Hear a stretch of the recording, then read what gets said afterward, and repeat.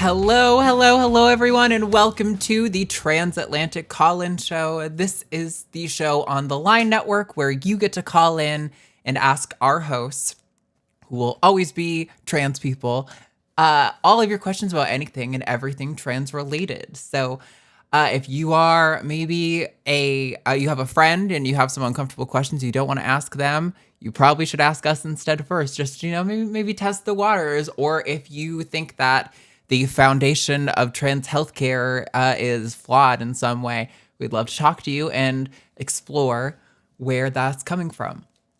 I am your host today, Arden Hart, and with me is a guest you guys have seen so many times. Welcome to Luxander. Oh, put it on the wrong side. Hey, what's up? Yeah. Hello. Glad to be back as usual. It's always a fun time. Like, I love seeing the conversation in the chat and like having these nice, like, interesting, sometimes adversarial, but a lot of the time more friendly conversations. Like, it's always a good time. So glad to be back. Thanks for having me. Yeah, of course. We know we love having you here. I think we've been getting better. Our calls have been honing into more of an area of like less like straight up combative and straight up bigoted calls, and more like the sort of middle of the road person who probably would support trans rights, but has maybe read some like new biased news or something and might have some sort of bigoted position as a result of that, or prejudice. I'm sure it's really easy to have prejudice in our society against trans people. So yeah, I think it's cool. Hopefully we get some good callers on the lines today. The lines are open and the number is 720-619-2288. There's also a web link in the description. If you are from outside the US and you don't want to rack up those tolls, that is a good way to contact us. So, yeah, Lex, how have you been? What's been going on? What's new for you? I've just been like working a bunch, like on that YouTube grind for the most part the last few months. I'm looking forward to the solstice celebrations. Kind of like I've been decorating. I do crochet, so I've kind of like just started making a bunch of decorations everywhere. Like, oh, like deck the halls with boughs of holly. I can just make that happen. So there's stuff all over. Yeah, thank you. I'm just trying to chill because we've taken a break from the legislative session. Like, my job is to go over all these bills and talk about them on my show. And we've had a little bit of a break. We're about to enter into an election year. So I think it's important to like take the winter time to chill and rest a little bit. So how have you guys been doing? We're doing good. We were talking before the show. We did a reptile show this weekend and got to do lots of animal education, give kids some animals. Surprisingly, nobody accosted me for being transgender in public. So despite what, the bigots and naysayers say, it seems to really not be a problem.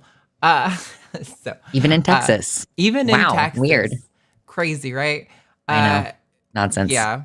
But no, nothing too crazy. We're just doing the line stuff. We're getting the line ready for a bunch of new shows that are going to launch pretty soon. And there might be some new stuff coming down the pipeline in the new year, and maybe some merch drops and stuff. So we're working hard in the backgrounds to let the line grow and flourish and bloom. But yeah, so that's what's going on here. Very exciting stuff. Yeah. So if you guys don't know, we do a poll every week to just kind of sort of touch on common events, although sometimes it'll be more generic questions as well regarding trans issues, and to kind of hear what you guys think. So last week's poll was, and I've got those chyrons up. There we go. Do you think the gender critical movement is starting to die? And it looks like we got a 38% voting yes and 62% voting no on this poll, which kind of makes sense to me. I think I feel like if I were to think about how I feel about it, I probably would be like of two minds about this divide, where I'm like, I think I see what people are pointing to when we talk about this. And we talked about it last week a little too. There are a lot of failed appeals to courts and things like that to maintain bills, and a few successful ones. But by and large, I think there's still anti-gay sentiment. There's still flat earth sentiment and anti, evolution sentiment. So I don't think gender critical anti-trans stuff ever die out completely, but I do think that they are maybe struggling to maintain power, and it's not winning them the vote and the success that in the way that they think they would hope from their constituents, pandering to the sort of anti-trans fear. So yeah, I don't know if you have any thoughts on that, kind of what you see going on. I think it sort of, I guess, depends on how you define the gender critical movement, right? Because the gender critical movement, when I hear that, I think of TERFs on Twitter, like a relatively powerless group who just kind of make their middle-age life crisis everybody else's problem, for lack of a better way to put that. And of course, the men who want to abet them and like, I don't know why they're trying to suck up to those women, but you know what I mean? The Graham Linehans of the world. There's that happening. But like the Lemkin Institute last year or sometime within the past year or two put out a statement saying that the Gender Critical Institute is genocidal. And it's like they are describing the gender critical movement as including the United States Republican movement and like trying to pass all these laws and everything. And you do make the right point that like this is losing them elections in the US at least. It's not very popular for Republicans to like go after trans people super hard. At the same time, they are still holding on to a lot of the power. And so it's just going to be tricky to see how that goes in the future. Like I do think that transphobia is kind of at an all-time high. That is also going to necessarily mean that there is kind of an all-time high of support at the same time, like in retaliation to an extent. Yeah. So yeah, it just doesn't feel very much like it's dying in that sense. I do think that a lot of these TERFs individually are losing credibility and like having social consequences. But does that really represent the death of gender critical ideology? I don't think so. Yeah, I think I share a lot of that sentiment. And it's kind of interesting you bring up polls on like transphobia and stuff. I remember I was looking at one the other day, and I don't remember what the exact data points were. I think this was Pew maybe, but it seemed to suggest that the majority of Americans think that discrimination against trans people is wrong, like the vast, vast majority, and they don't want that to happen. But they also, the majority agree to some generally anti-trans positions, like regarding like athletes and like, you know, access to locker rooms and things like that.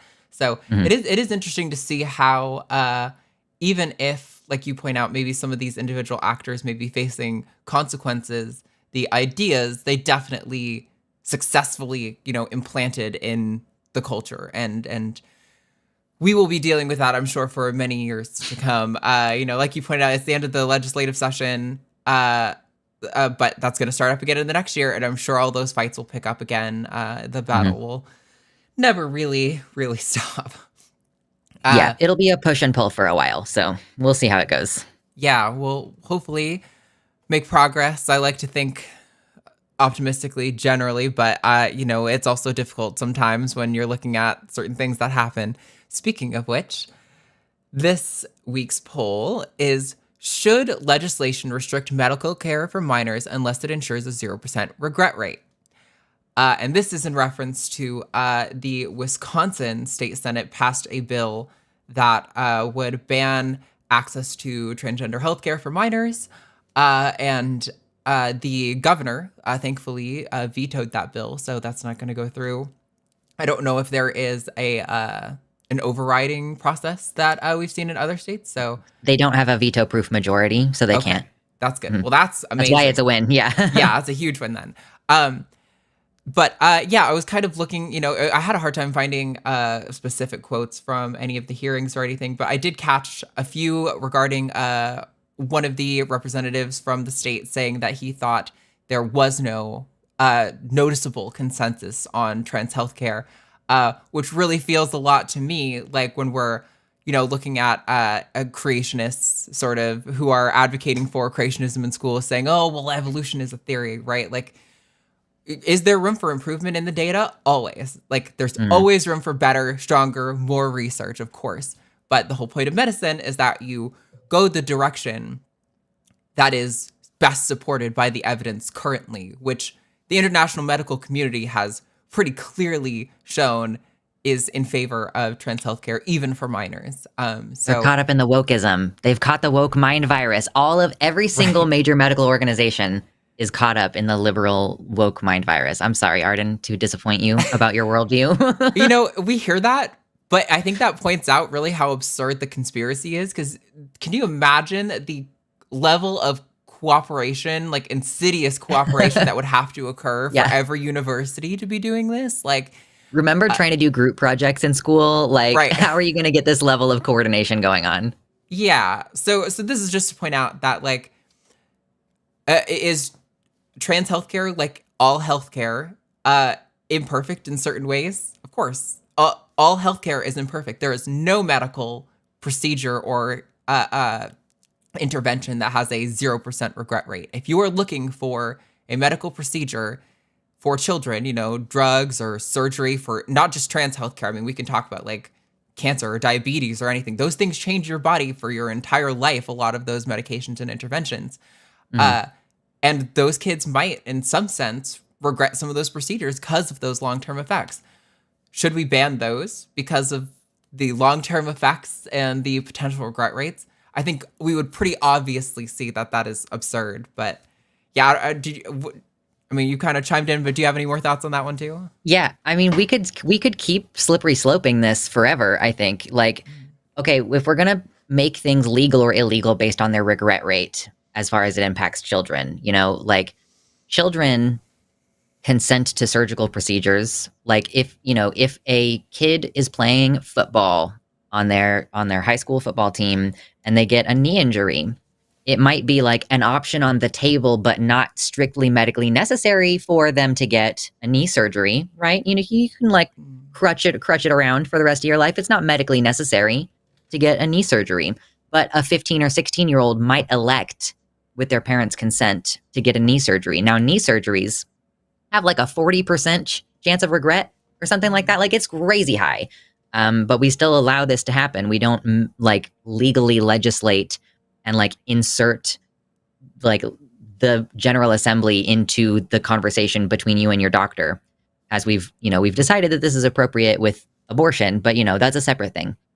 But like, so yeah, like furthermore, you could also say that because of the chance of injury and regret and permanent disfigurement, that maybe minors shouldn't play football, my dudes. You know what I mean? Like we could keep going with this and like continue like making the choice on behalf of children and their families instead of just letting them figure it out.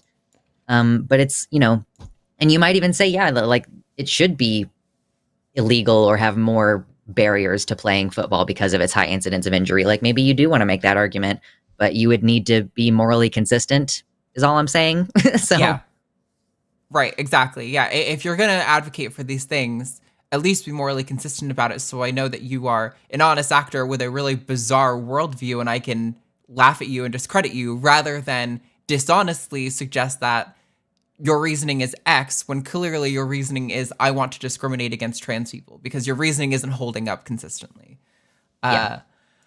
But that was our poll for this week. So go vote. Yes, go vote in that poll. Share your thoughts. I would love to hear what you have to say. But we do have some callers on the line, so we are going to jump into those now. Remember, the number is 720-619-2288. Whenever there's a Chiron on the bottom of the screen, the number will be in the corner, and you got all those things in the description down below, so you don't have to be confused about where to find anything. But first up, we're going to talk to the first caller on the line, and that is Colin in Arizona. Colin, you are on the line. What's going on? Hey, Arden. Hi, Luxander. Hello. First-time caller, and I just had a question. I believe the words would be equality versus equity. Okay. Cool. So I wanted to ask if and when it's justifiable to introduce bias to counteract the systemic bias. I have an example. Could you provide an that would example? help Yeah, there you clarify. go. Cool. So I used to work for a company. They held an awards ceremony to recognize outstanding engineers. And when the awardees were recognized, there were about 3 men to every woman. And I thought on the surface, okay, the output ratio matches our candidate pool of employees. So ostensibly the competition was fair. but some people expressed some dissatisfaction and suggested that there should have been more women. So I wanted to ask, do you think that would be fair, or should there have been some push to try to balance the men versus women representation? So the affirmative action question, basically. Sort of, yeah. Do you have any preliminary thoughts, Arden? I think I have a preliminary thought. Yeah, go for it. I'm gonna mull it over a little more while you talk. Yeah, I mean, I think that the problem with systemic bias is that you don't notice it, right? Like, are you at all familiar, Colin, with the process of auditioning for an orchestra and how that has changed over time? Yeah. Right. So for the audience, the idea here is that women were being discriminated against in auditions for like orchestras and things. And so they would introduce a new element to provide anonymity, like a curtain, for example. However, they could still hear the clicking of the woman's heels on the floor. So then they had to introduce like carpets and rugs. Like they have to continue adding levels of anonymity because there is like an inherent bias against women. Like to the extent that we in the modern day kind of just pretend it doesn't exist, and we sort of treat misogyny like sort of one of the more acceptable forms of bigotry. Like it's one of the easiest things to point to because of the fact that it is still entrenched. And we've been discussing it for literally longer than I've been alive, but women still make less money than men do. And like, that's not even considering race and other factors that obviously compound that issue. So, you know, I don't know, like, I think that there's a sense, particularly for men, that if you start actively limiting males out of the group, because let's say you have 75% men applying for the job because, you know, even in the college environment, there's discrimination against women that gradually weeds them out. Like it's often the social pressures that push women out of these industries, not anything inherently biological, right? So, you know, you kind of actively have to combat the systemic bias and like not create a situation where women like are just not being considered as often, because that's the problem, right? The problem is if you submit the same application 100 times and 50 of those applications have a white sounding name and 50 of those applications have a black sounding name, and a lot of the black sounding names get just set aside, not even called for an interview, like there is a clear problem that needs to be solved, because otherwise we are like really deeply entrenching like class differences between people and making it even harder for upward mobility in a country that ostensibly claims to really highly value working hard and making an effort and blah, blah, blah. Like the standards that women and other minorities have to reach, like we have to work like 10 times harder than someone who isn't one of those marginalized identities in order to be considered adequate for the job, you know? And so like, I just think at multiple levels that needs to be addressed. And yes, like within the hiring process, that makes perfect sense to me. I don't know if you have anything to add, Arden. Yeah, no, I feel very similarly. I think particularly in areas like the hiring process, I find it less objectionable. I think with regard to like an award at work, I don't know if like that is exactly on my priority list of things that I think maybe need to be addressed. But like, it's not like it doesn't matter at all. Like, definitely, if people were feeling like, hey, maybe we, you know, particularly got overlooked as a matter of being women rather than just, you know, a fair divide of like the actual population within your like workforce. But yeah, I feel like I need to be more educated on like how these systems actually work to have like a really informed opinion, because I just feel like I don't know enough to feel comfortable giving a take publicly. I have a habit of walking in more into areas that I don't have knowledge in with regard to politics, so I'm trying to be very careful.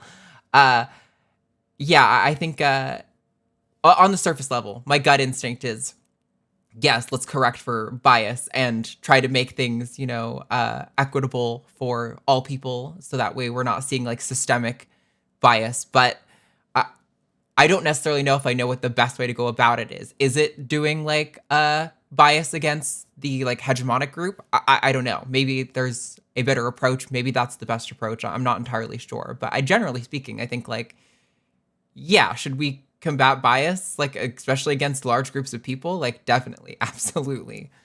Like at what point is going to depend on the situation, though, I think.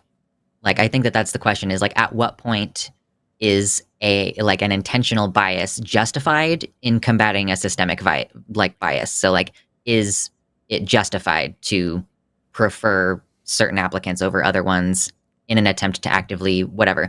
Like, I don't know. It's going to depend on the situation, I guess. Yeah, I'm sure there is a refined process or theories about it. I mean, like you could even say that, like, you know, on Transatlantic, like maybe this show would benefit from hearing about, you know, from the voices of like spouses of trans people or parents of trans kids, right? But we've made a decision on this show to only host trans people, and it's not exactly like we're correcting bias. The show has always been that way since its inception, and that was like part of why, you know, we got scooped up and started working with the line. I don't know if it's quite the same thing, but I don't know if I know where the line is. I don't know if I would be comfortable saying where I think it is. I think especially with things like employment that affect people's like material reality and their like upward mobility, that seems important to me. Like that would be something that we ought to look at and consider doing those kinds of steps with. But yeah, I feel like this is a very complex topic that warrants more education on my part before I start acting like I know what I'm talking about. What do you think, Colin? Yeah, I think if you were to try to introduce bias, you then adopt the burden for defending the choice of how much bias. You reveal that to the public. At what point does your engineering competition become a gender competition? So I guess I have a confounding case that I wanted to follow on with too, and that is, let's say there's some correlation between gender and technical merit, and even if you are only measuring technical merit, you still get this weird bias with gender that's out of your control.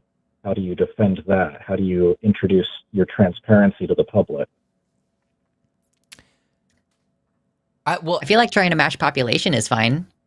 Just say like we want the demographics at our company to closely reflect the diversity in our community. Therefore, we try to have equal men and women because that's approximately how our community is. We want to have a certain number of Black candidates because that's going to be reflective of our community. Like, especially, it depends on what kind of job you have.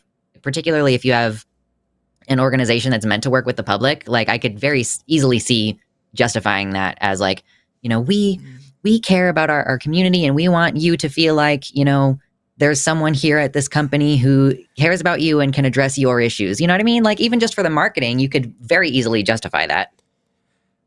Yeah, I think there's also an aspect of, you know, because you kind of brought this up, Colin, at the start of the call about the, or maybe it was Lux, I don't remember, about the ways that like, you know, women are more socialized out of a lot of these fields. And while like, you know, there may be a technical proficiency from, you know, out of gender bias, but like, is that a matter of biology or is that a matter of like social forces? And that could also kind of be a justification, I think, of saying like, you know, it's not like men are testing better because men are just so awesome. It's men are testing better because men are equipped with the resources to test better more frequently in our society. And I think that would be, you know, a good defense against that. But yeah.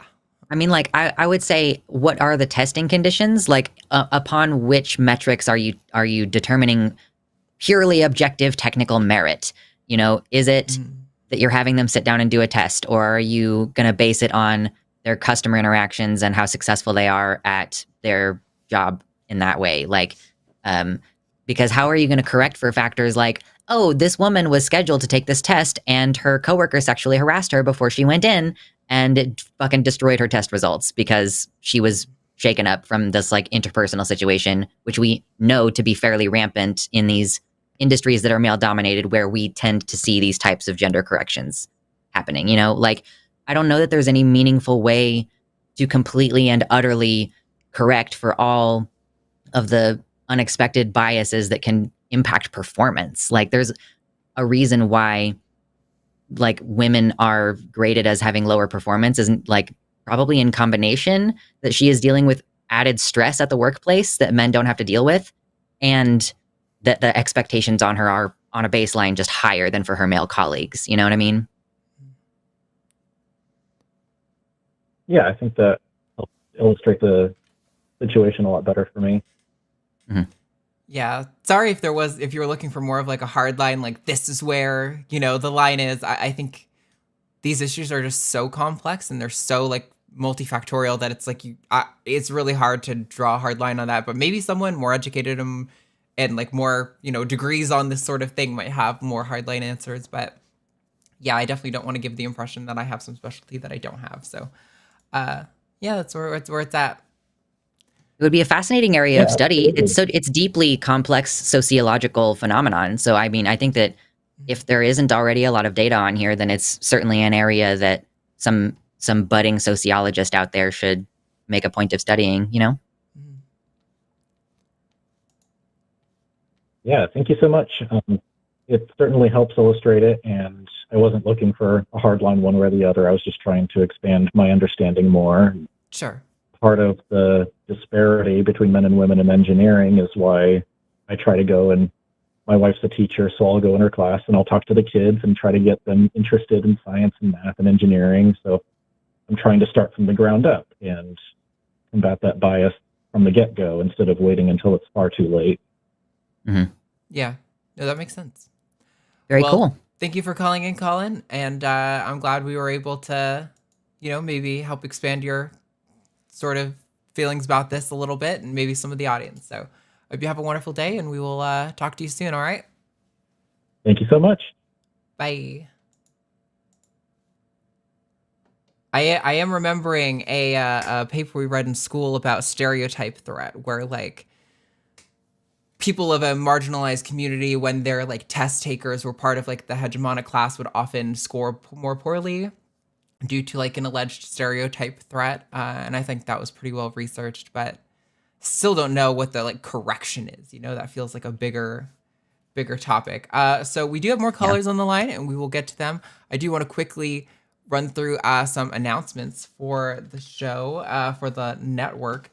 As I always say, Transatlantic is objectively the best show on this network. But if you're like really bored and you like, getting hung up on or whatever, there are some other shows on this network you could check out. For example, this Sunday is going to be the Sunday show with Matt Dillahunty and a unconfirmed alternative guest, because I know Jimmy's got the Sometimes show after.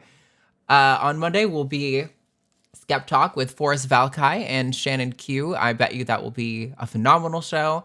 Might have to actually watch that one. I don't watch a lot of our shows when I'm not producing, but I might watch that one. Dying Out Loud this Tuesday will be with Dave Warnock and Eve Was Framed. Love Eve. Next Wednesday's Hang Up will be with Matt Dillahunty and Eric from Skeptics and Scoundrels. And then I will be back here in the host seat next week with Katy again. I know, so close together, 2 OG host shows. You guys are getting spoiled.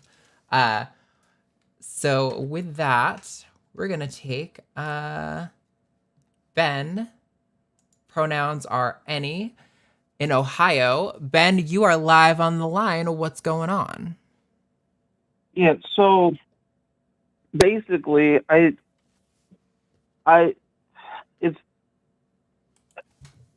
like had feelings of like wanting to be a woman and stuff since I was in like elementary school and all this. And then like a few years ago, I told my parents, but I've still had these feelings, and I like get upset when I see like trans people because I want to be happy like they are, and I just don't know where to start to like do that, because I think I definitely am, but I just don't know where to start or what to do. Yeah. I mean, it's a big question. I think something that we have said on the show to similar callers before has been to like sort of break down those steps maybe and not try to make it seem like you are committing to like transitioning, to the fullest extent or whatever that means to you. Maybe break it down into more things like, oh, like I would be more comfortable if I like didn't have facial hair or if I had longer hair. Yeah, And sort of I've like grown my hair out and shaved my face and stuff like that. I just like I like all the social stuff is not a problem for me. I can do that. It's just like any of like the like hormones, things like that I want to like look at or discuss with someone, but I don't know who to talk to. I don't know like what doctors to go to or like what kind of doctor to go to. Do you have Planned Parenthood anywhere near you? Maybe I haven't checked. I just recently moved in with my brother, Cool. so. Yeah, that would be the first thing I would recommend, would be to see where the nearest Planned Parenthood is, because they will provide informed consent hormones. If you feel fairly confident that that's the next step that you're ready to take. I mean, even if you go seeking hormones, you might just get your testosterone blockers at first if you're really wanting to tiptoe your way into it. But like Planned Parenthood will do informed consent care, and they'll do the sliding scale thing if you don't have insurance. So I'd say start there. Yeah, I have insurance, but I'm still dependent on my parents because I'm only 20, so I still am under with my parents, and I also have to like talk with them about it because they're really like hesitant about it. They're like conservative, and my dad has said some things that also make me scared to go on with anything because he said like I was talking about trans people or whatever, and if I transition or whatever, then he said like, oh, you're gonna be a freak woman with tits and a dick and shit, and it like made me really upset. And so I'm also scared to do anything because I'm afraid how he'll react. My mom is not like that, but my dad is like that. So I don't know how to go about it with them either. Do you need to? Like, are they paying for your doctor's visits or something like that? Okay. Yeah, I'm dependent on them, but I don't. I've had a job and stuff. I can like get a job, but like the house I live in is paid. They own and all that, and I can't. Like, you can't buy a house now.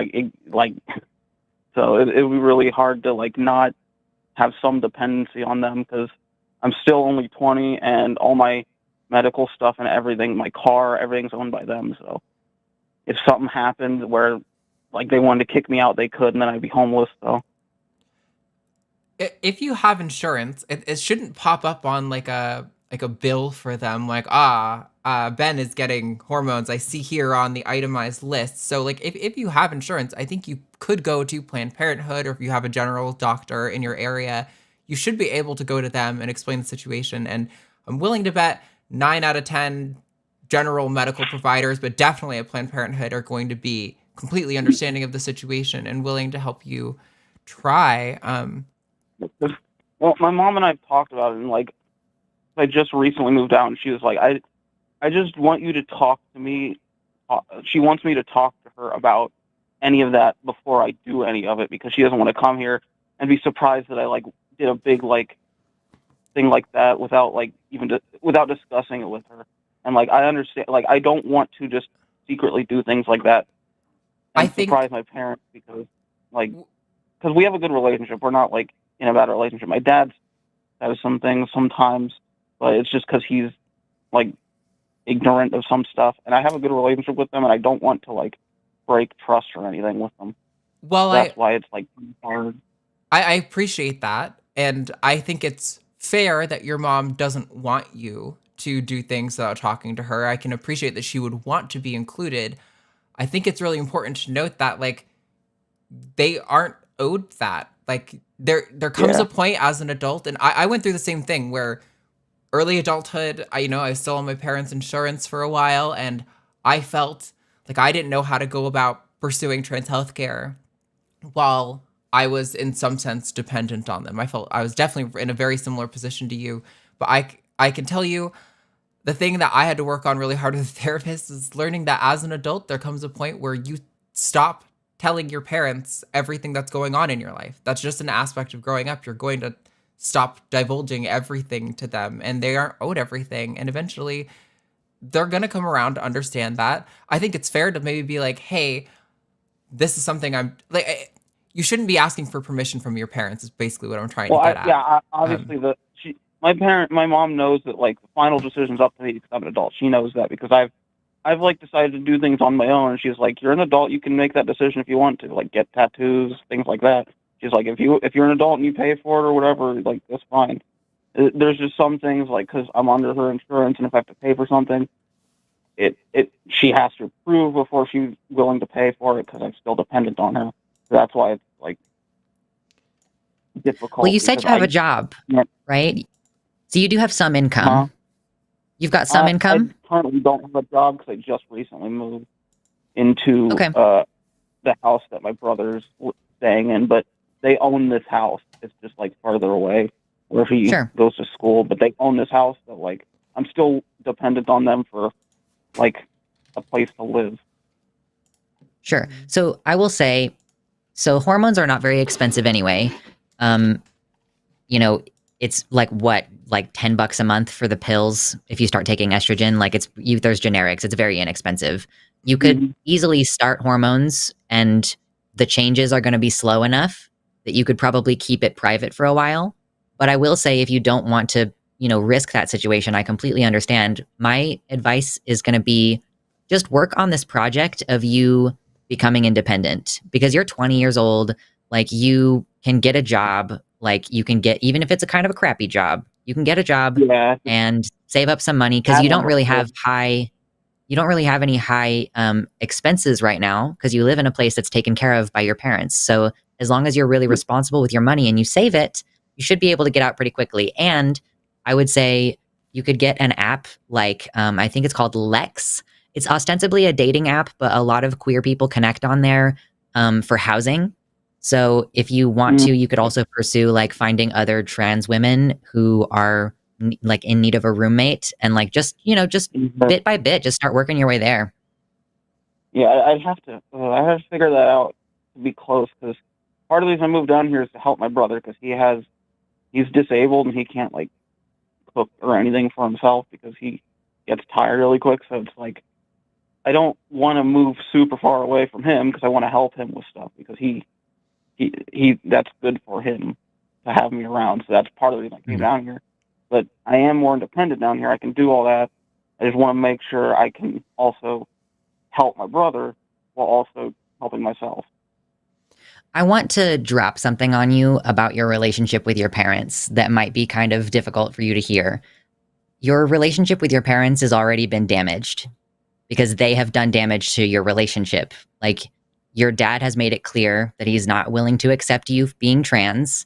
He's going to use degrading language to speak about you, and he has used degrading language to speak about you. And your mother, on some level, feels a sense of ownership over your body and your decisions. Because what do you think is going to happen in a conversation that you have with her if you try to clear it with her or let her know before you start like medical transition? Like, envision, your mom better than I do. I don't know her. What do you think that conversation is going to look like? Personally, I think at the end of the day, she'll say, well, maybe I don't think it's the best choice, but you can choose because you're an adult. Because she is all about, like, I can make my own decisions as an adult. My dad, like, I don't feel like he's been, like, horrible. He's made some comments like that and stuff, but he's been more reasonable. Like, that was a while ago. He's been more reasonable. I can tell he wants to understand. It's just hard for him to understand. So sometimes that type of stuff comes out, but he does listen to me when I talk to him about stuff. He does try and understand. So I don't think they're trying to be malicious or trying to make things bad. I just think they are ignorant and don't fully understand right now. Yeah, I mean, I think that's the case for a lot of conservative people and conservative family. I can, likewise, my dad is a pretty hardline, bigoted person. He's not the greatest guy I've ever met. We went through a long period of not talking, especially around the beginning of my transition, because he was so just unable to be respectful of me. And we've since been able to kind of reform a relationship, but it is very, very, very surface level. And I think that's unfortunately the experience that a lot of trans people go through. And I appreciate you wanting to maintain the relationship, and I think you can do that. But I think what it's going to require is you. I'm not trying to shit on your dad. I understand the impulse to defend your family. But my point is that like you're gonna It's going to need be a set some- process. Yeah, It's going to take time. You have to really learn to set boundaries and like understand that like your transition and your well-being is not anyone else's approval. Like, you know, none of that should even factor into this conversation. I understand the impulse to. It is a human impulse to consider your parents' feelings and thoughts about something like this. But it is a flawed instinct and you shouldn't listen to it because it's going to keep you from doing what's right for yourself because you're thinking about what your parents are going to approve of. And, you know, yeah, I don't know. Even the position of your mom reminds me of some things that I was told early in transition that I agree. She probably is going to ultimately say, you know, you're my kid and I love you and that's what matters most to me. That's probably true. But that doesn't. I've talked to her about it. That's exactly what she said before. It's like, even if you do transition in the future, like, you're still my child and I'm going to love you no matter what you do. And you're still going to be my child, whether you're girl, boy, trans, whatever. But like they have already expressed. But my point that I'm trying to get at though is that I'm not sure that is the best dynamic for like.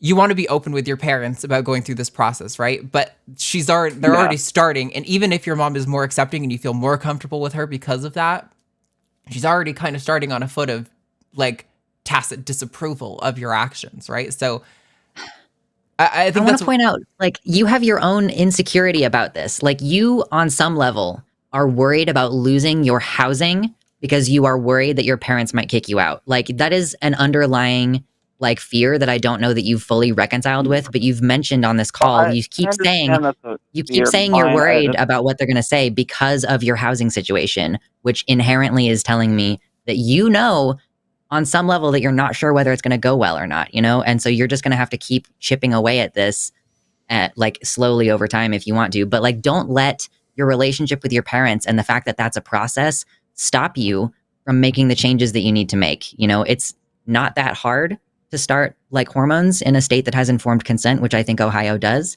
If you can go to Planned Parenthood, like, these are two separate questions, basically. Like the question of when do you start transition? How do you start?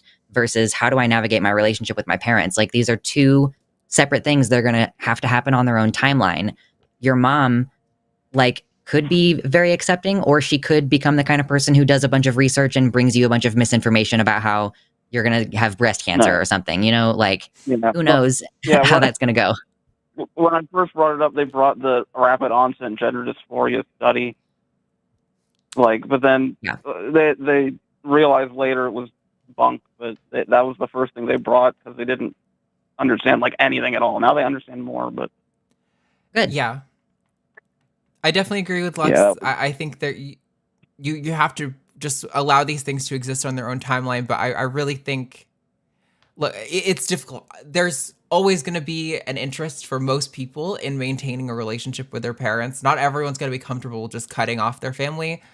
I've done that, and it was definitely the right move for me, but it's not going to be the right move for every single person. And I think you just, I don't know. I think you really need to start advocating for yourself, especially now that you're in this new area. I don't think you need to tell them or inform them or ask for their permission to seek out beginning treatment. You know, if you dip your toe in and you're like, wow, this is definitely right for me, I want to let them know what's going on. Great. But it shouldn't be I want to start this process, Mom. I'm kind of like asking for your permission, sort of like, I want to, I want your approval before I do it. Because that is always going to lead you to be disappointed when you're waiting for other people's approval and your identity. You got to make those decisions for yourself and understand where you're at. Okay. You can do it, Ben. I believe in you. That's a lot to think about. What was that app that you said to look at? Lex? I think it's Lex. Yeah. Lex. Like Lex Luthor? Okay, I got that up now. Cool. Okay, thank you for your tips and all stuff. I might call back later if I have any more questions about stuff next week or later after that. Sure. Yeah, keep us updated. Thank you so much, Ben. All right, thank you for all your advice. It really Good luck. helps me, and I really appreciate it. No worries. Thank you. Bye. All right, man. I think that's an experience all queer people can relate to, is like just really wanting your parents' approval, trying so hard to like keep them a part of things. And it's just, it is a painful and difficult thing that, hits deep for a lot of queer people. Listen, sometimes it works out nicely. Like, so there are folks who involve their parents in their choosing of their new name. Like they're, that go to that extent to keep them involved and know, like, it's not like I'm rejecting the gift that you gave me with me choosing a new name or anything like this. Like, it can definitely go well. And even conservative parents can come around. I've seen conservative moms testifying in front of the House Judiciary Committee saying this was a struggle, but I came to accept my trans kid, it's possible. And I think that, we can make more progress this way. Like, individual families, I think, is going to just have to be the way that we gradually change the social dynamic of it all. So good luck. Yeah, for sure. All right. We have got a handful more callers on the line, so we're just going to keep rolling. Coming up, we've got Summer in California. Pronouns are she, her. Summer, you are live on Transatlantic. What's going on? Hi, Arden. Hi. So I got a kind of a crazy. Can you hear me? Yep, we can hear you. Hi. So, so I have a crazy question. So I transitioned after my parents passed away. Fully transitioned, had every single surgery that you can get, all that kind of good stuff. I own a big television production company. I'm a social media influencer, and I'm wondering if I should come out to my audience and be an inspiration to others, or should I just keep quiet and for my safety? It's an interesting question. Yeah. I mean, you're not the first person who would be doing that. Like, there was a makeup influencer, and God, I don't know anything about makeup influencers, so I can't remember her name. Nikki Oh, I know about her. Yeah, I know about her. Yeah. So she was like, seemed totally like a cisgender woman because she transitioned when she was a kid, like all this, and she did decide to come out. I think the only way for you to be able to decide is, like, first of all, like, it's going to be a lifestyle change. The kind of questions you have with people, the kind of interactions you have with people. If you are stealth, like, that's for some people kind of a gift.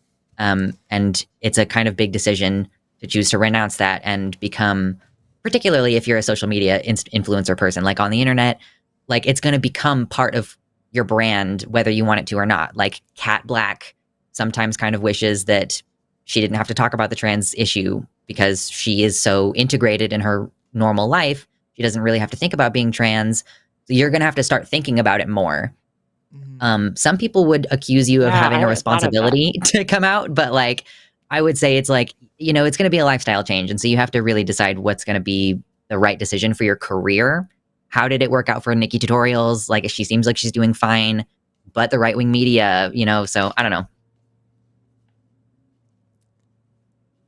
Yeah. All right. Well, I appreciate that. Thanks. I don't know. I cannot decide. It's been driving me crazy. And my therapist thinks I should come out and be an inspiration to others. I posted like some stuff onto Reddit anonymously, and, everyone wants me to, but, like, I just think about my safety. And I know, like, people like social media influencers that are trans, they have to have bodyguards, and I don't think I want that lifestyle. Yeah. It's understandable. Can you afford bodyguards? Like, that's a question. Yes, I can. Well. Yeah, I mean, it's an option. I do definitely resonates with me what Lux was saying about how, like, you have to be prepared for, I think it becoming a part of your brand. Like, I feel all the time like, man, I really should have never started talking publicly on trans issues because I get so sick of it so fast. I often just want to be able to go do my thing and, like, hang out with my animals and like, get to have people know me for that and for, like, my accomplishments and my skills, and not for, like, talking about a group that I'm a part of, that I didn't choose to be trans. It just happened to me. But, like, I don't think you have any responsibility to come out or anything like that. I definitely agree with that. But it is a lot. I mean, I don't know. It can So be would you really go back? impactful. Say again? Would you go back if you could? It's a hard question. I really like to. So What is the benefits? What is the benefits for you? well, for me, it's because I'm a compulsive debate type person, and I have read like every paper on trans issues. And when I see people arguing and I don't think they're doing a good job, I feel compelled to speak up. I've always been kind of an activist minded person too, even before I was on YouTube doing activism. Like, especially fresh out of college, I was going to protests and counter protests and stuff all the time in that local area where I was at the time. And so I've always just been the kind of person who thinks, it's if you can and you feel safe enough to, you ought to speak up where you're able to about important social issues. But yeah, I think there's a part of me that wishes I could go back and do it differently. But at the same time, there's an anxiety with being stealth that I think is not represented enough, where like, when I'm in the reptile community, I don't hide that I'm trans. I just don't bring it up. I don't broadcast it or anything. If like someone who knows Matt and I comes up to us and brings it up, I'm not going to be like, shh, quiet, nobody knows or anything like that. Like, it's fine. You can talk about it. But there is always an anxiety of like, the guy who was working next to us at this last show had a Let's Go Brandon hat on. And I was like, he's being really nice to me. He seems like a really nice guy, generally speaking. But, if he knew, which he might know and didn't care. But I have a feeling he probably didn't know.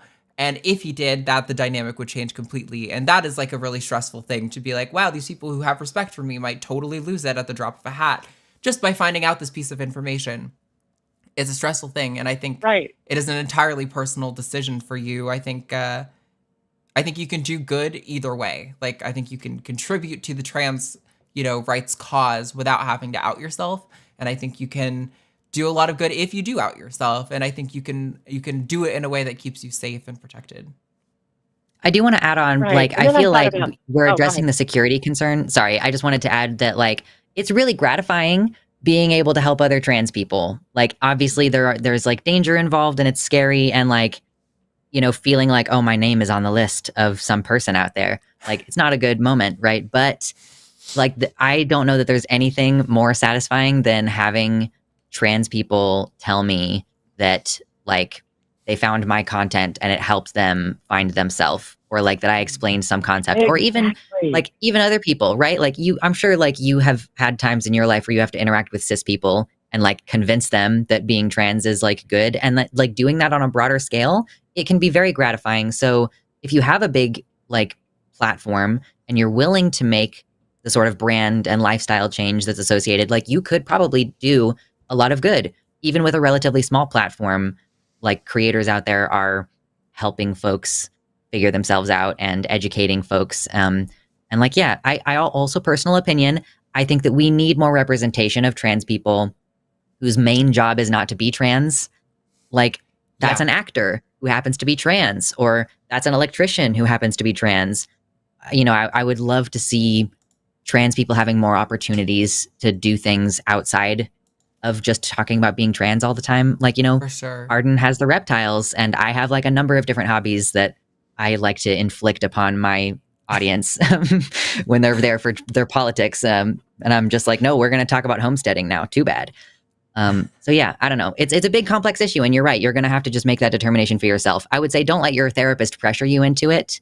If you feel like you can do good in the world, then if you feel called to do that, then feel free to answer that call. If you're making the calculation for your safety, of course. So go forth and do good things. No, my therapist said the same thing you did.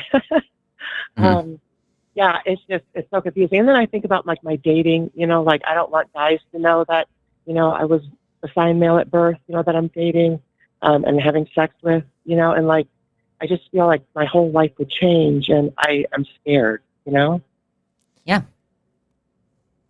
For sure. I think it makes sense to be scared. And like, if it's okay to be scared and to decide that you want to keep yourself safe. And it's also okay to be scared and decide that what you want to be is brave. and do it anyway, despite the fact that you're scared. Like, I think you're going to be scared either way. And that's, not the indicator for you as to what to do. It's just like, you have to decide what to do with that. Or, it's totally acceptable to be stealth. The United States is a scary place to be in. Even California, like, you're safe in the big cities, but like, you got to go out into the rural areas. Now suddenly you feel unsafe again. Like, obviously that's not a good situation. So yeah, I don't know. It's complicated. Right. And see, I would feel safe going into, a Republican MAGA event like I am now, 'cause no one would know. But if I walked in, with everyone knowing I was publicly trans, then that wouldn't be a good idea, right? So yeah, it's just, I'm so torn. I'm so freaking torn. Mm-hmm. Yeah, I think it really is just a matter of personal preference and what you're comfortable with. I can totally understand and wouldn't fault someone at all for choosing to not, be out and to just continue to live stealth. I think it's, when I was growing up and aware of my transness, like early teens, I remember that was like the norm kind of expectation for trans people, was to grow up and be stealth and to integrate or whatever. And that was kind of my expectation for life. So it's just definitely been jarring being like a very publicly trans person going to events, where someone's attacking my partner in a debate and then I get publicly mocked in front of a whole crowd of people. Like, it is pretty wild experience being very publicly trans. It's definitely not for the faint of heart, but yeah, it is I think if you have the means, it can be a great thing. But yeah, again, it's definitely totally personal. So how do you handle like all the death threats that you get from doing this show? Well, so when I was a teenager, I got death threats in high school, and that was pretty traumatizing because in my world then, death threats were like not normal. So that was pretty scary. But to be honest, since I've gotten into the internet world, death threats feel like the bread and butter of being a public facing person. It seems like pretty much everyone I know who's ever appeared on a camera has gotten a death threat over something regarding their views. I haven't. Wow. Yeah. That's I'm not going to be surprised when it does happen, though. I'm not going to be surprised because that's just what being on the internet is. Like, I don't, like, death threats to my face would be maybe a different story. And like, yeah, I already do try to like, I'm going to wear this coat on stream, but I'm mostly not going to wear that outside because I don't want to be recognized in my area where I live. But you're already a social media person. You already probably have that. So like, it's not like that's going to change very much. Yeah, I don't think there's like an endless onslaught of death threats. What's more frustrating is things like I can't make a post on like anything even unrelated to trans issues. If I'm posting about my reptiles, there's always somebody who feels the need to show up and post and be like, "You will never be a woman," or something along those lines.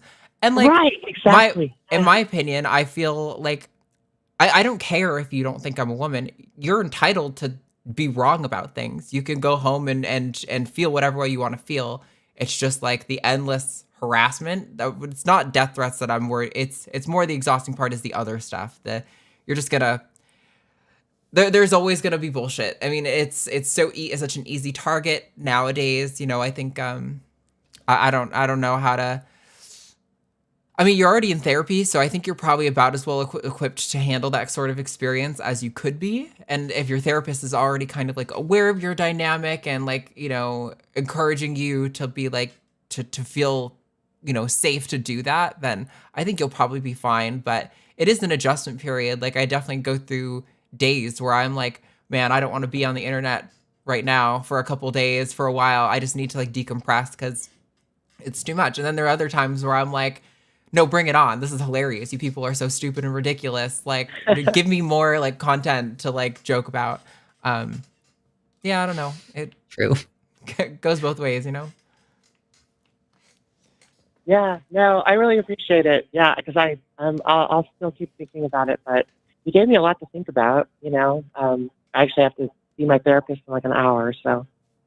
Well, I hope Nice. it goes well. And if you do decide, we'd love to hear back from you. Or like if you make a, decision to stay stealth and you want to talk about that, we'd love to hear back from you. Mm-hmm. Okay. Thank you. Yeah, of course. Have a nice night, Summer. Thank you for calling. Alrighty. Let's just keep it rolling. We've got 3 more calls on the line currently. I think we can probably get to them all. This one might be spicy next. We've got Kevin in Canada, whose pronouns are allegedly dude and duder. I'm not sure if that is super serious, but we'll see. Maybe I'll be totally wrong, and I am, being a transmedicalist bigot or something over here. I don't know. We'll see. Kevin in Canada, you are live on the line. What's going on? How are you? Doing all right. What's going on with you? What is your co-host name? I didn't catch your co-host. I'm Luxander. Luxander. Luxander, how are you doing today? Luxander? Oh, I'm. It's Lux. I know it's hard to hear through the phone. Yeah, it's like awesome. Well, It was nice to meet you both. This is the first time I've called into this show. I've called into the line a bunch. I called the Sunday show and the Tuesday show. I like calling into these types of shows because I like these types of conversations. I've learned a lot by listening to your show. Like, I used to be more, I wouldn't say conservative, but like, for the most part, like, I've always been very pro, like, people's right to be who they are, right not to be discriminated against, to work, to live. My big concern is in the arena of sports. Like, I'm completely fine with trans athletes in non-contact, non-combat sports.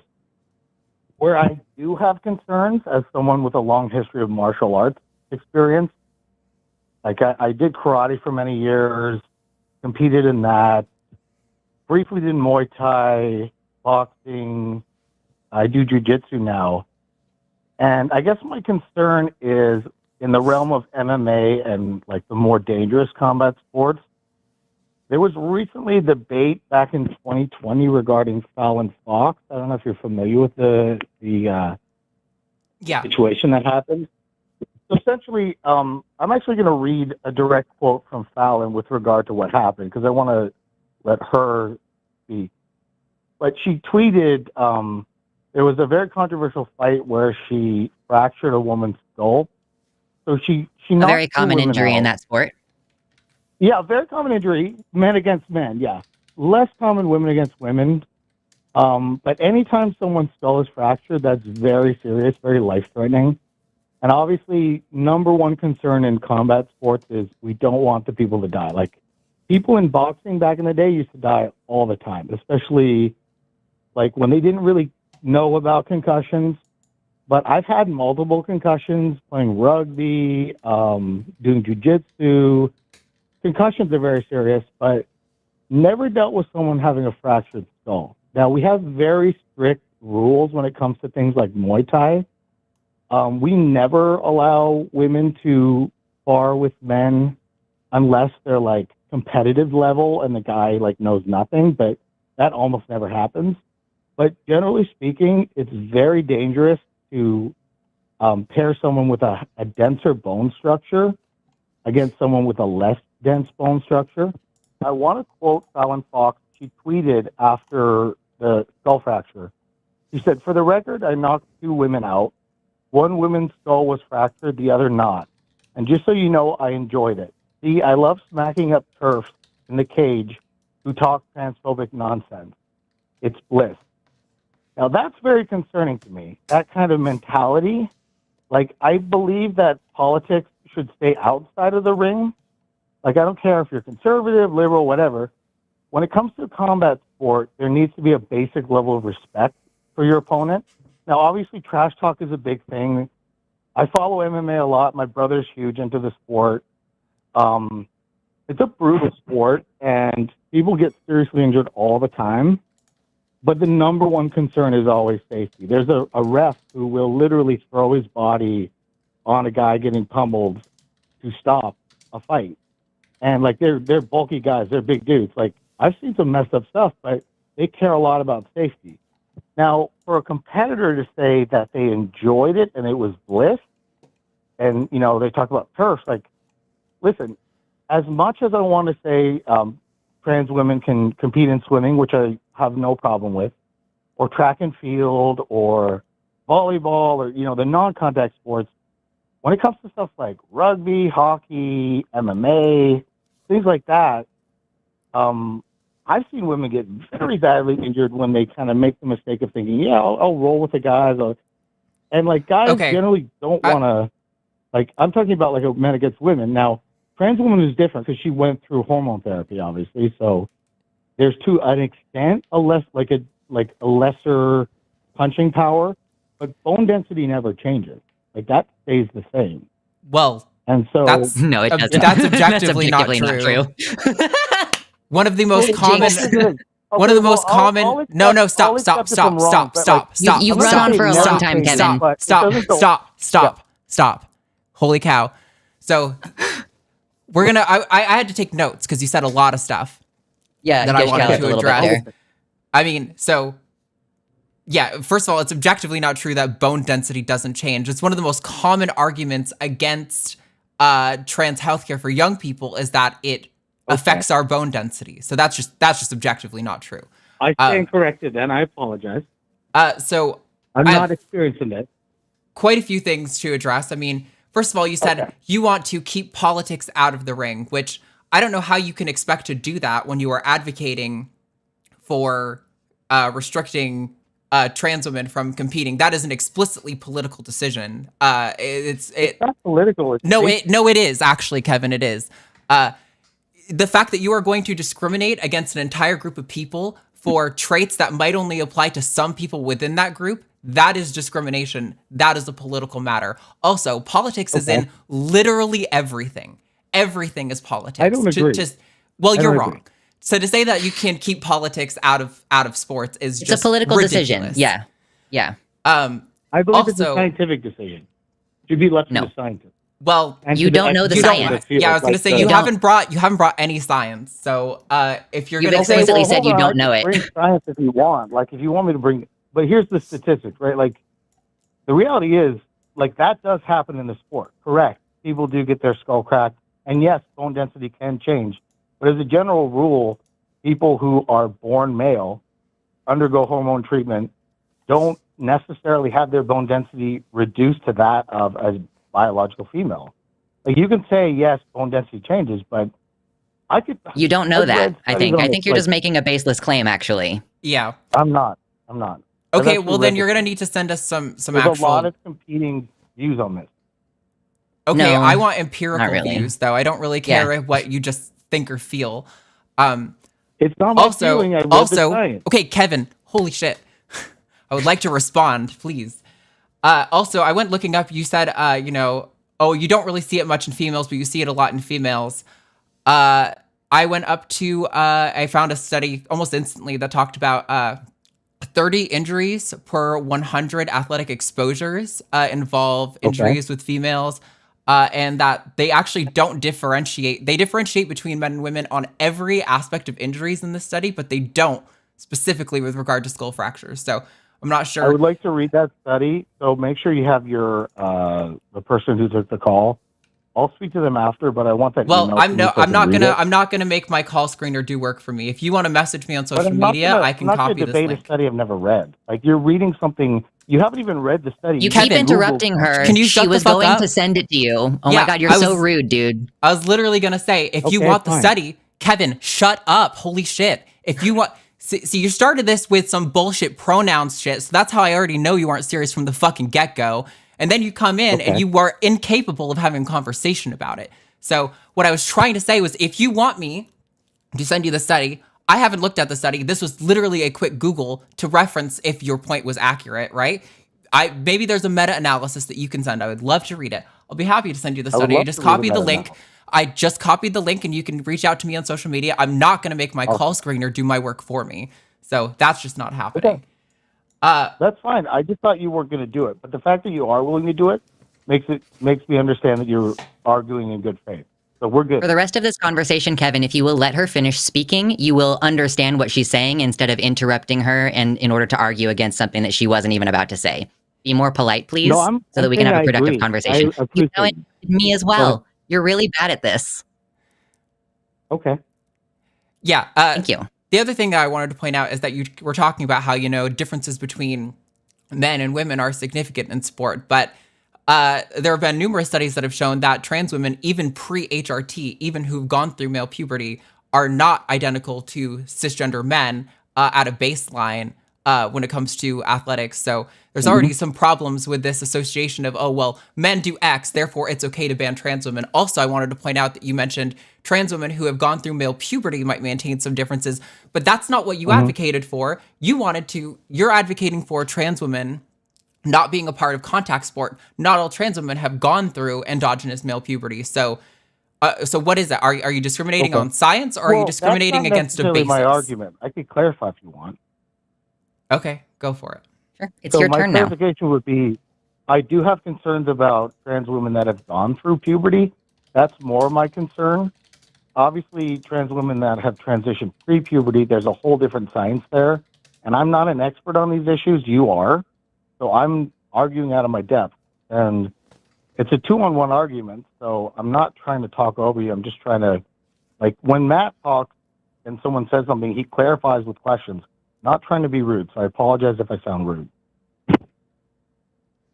Thank you. I would like to point out that it's very interesting that you say, as a person who's in mixed martial arts, that you find it problematic for the, like, men versus women thing. I think in martial arts, it's like one of the sports in which skill makes the biggest difference. Like, I actually just covered a story on my show very recently. A young lady named Ansley Wilk, the whitest name I've ever seen in my life. She's an MMA fighter and she does jujitsu, and she was put against a trans female opponent, like a trans woman who was taller than her and at a different belt level. And because of her skill level, she won twice. So, like, even in the sport that you're talking about, you know, in order to justify the discrimination in any sport, I don't care which sport you're picking and choosing, you have to demonstrate that there is some kind of advantage. And you don't demonstrate that by measuring the size of people's hearts and their bone density. You measure that by actually seeing who competes well. Like, on average, like, trans women who are going into sports, they are required to be not only having been on hormones for a period of time, but a lot of the time they're required to have less testosterone than most cisgender women. So, like, they end up being fairly disadvantaged in some ways. And it seems to me that, like, most of the time people are okay with them playing so long as they're not winning, except in this case where this young woman beat this trans woman at the jiu-jitsu, in which case she still decided to become really transphobic about it. It's bad sportsmanship. Actually, and here's another question that I have. MMA. Okay, No. Okay, I'm talking about something else. Yeah, I'm talking about a different example. Sorry, I'm not talking about Fallon Fox. Yeah, I'm talking about a cisgender woman who beat a trans woman in jiu-jitsu, right? So Jiu-jitsu it is a sport. An entirely different animal. I'm training in that right now, and contact sports. You made a general claim about contact sports, and so what I'm doing is I'm addressing the whole concept of contact sports and combat sports, and like whether it's possible to do this in a fair way, right? Most trans women are required to have less testosterone in their bodies than most cis women in order to be allowed to be on these sports things. And speaking of the bad sportsmanship of this young lady who decided to be transphobic even though she won, you pointed out the sportsmanship problem, I guess, with Fallon Fox saying that she enjoyed her fight with that woman. She claimed in that tweet that you quoted, if your quote was accurate, that she loves beating up on people who make transphobic statements. And so you said you wanted to keep politics out. And my question is, did you investigate to see what the statements were? If someone made a bad sportsmanship and like made a politics in sports where it shouldn't have been, it wasn't Fallon Fox, according to your quote. Well, so why is the scrutiny on her? There was absolutely transphobic stuff, and I'm not going to deny that like people on the right didn't use this as like a flashpoint issue. Because like a lot of times people on the right will focus on the most extreme cases. Like another one was Hannah Muncie in handball in Australia. She got driven out of handball and switched over to Aussie rules football. But like Hannah Muncie, like 6'2", I think, like a big trans woman, and like absolutely obliterating. And like I get it. Like there are some women.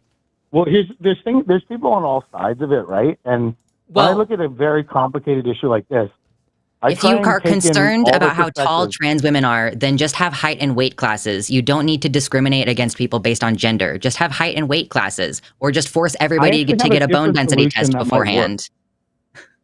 Oh, When it comes to, you've already said I that would it's like to to propose a discriminate. solution and hear your opinion. Okay. Okay, so my idea is to have, when it comes to like the more dangerous, like MMA, Muay Thai, things like that, Jiu-Jitsu is different because lots of women that are like black belts roll with men all the time. It's not rare at all, and it's not really that dangerous because rolling is like not really a dangerous activity. You're not punching someone, but it's different in actual striking sports. And I guess a good compromise would be something along the lines of, obviously, since it's a one-on-one sport, you need the consent of the person you're competing with. Why? But I think a lot of these women that were competing against her felt super pressured, and they were being called transphobic just for being hesitant to like when you the reality is in the fighting world, like they're like, do you want this fight or do you not want it? And they live off of this, and it's an extremely hard life. They'll train for 3 months, do one fight. They'll get battered, train for 3 months, do a fight. I've trained with guys that do it for a living, and it's brutal. It's a brutal way to make a living. So like you could say to this woman, here's Fallon Fox. She just cracked the skull of a woman. Do you want to fight her? Do you want the fight or not? Like when you put women in this position, and then when she's like, I don't know, maybe not. Like my livelihood depends on this. And then when she says no, you're calling her transphobic. You're putting her between a rock and a hard place. Like, Okay. I don't think the woman. No, I'm going to stop you, Kevin. I'm going to stop you. Kevin. Kevin. Skull, Hey, like, Kevin. was transphobic. I'm going to stop you. So I muted you because I'm going to stop you. If there is a significant majority that you can identify of people who are calling someone transphobic for denying a fight, which is, if that's commonplace, I don't know that that's actually the case. I'm going to take your word for it and assume that you're honest here. If that is the case, then it's wrong. People can deny fight just like, while your reasoning for not wanting to date a trans person may or may not be bigoted, you have the right to say, I don't want to date anyone you want. And if that's how, sports work, then fighting, MMA, then great, fine. Those people are wrong, okay? But you keep bringing up this one person, Hannah Muncie, this one person, Fallon Fox, and these vague concepts of transphobic accusations that you are bringing up.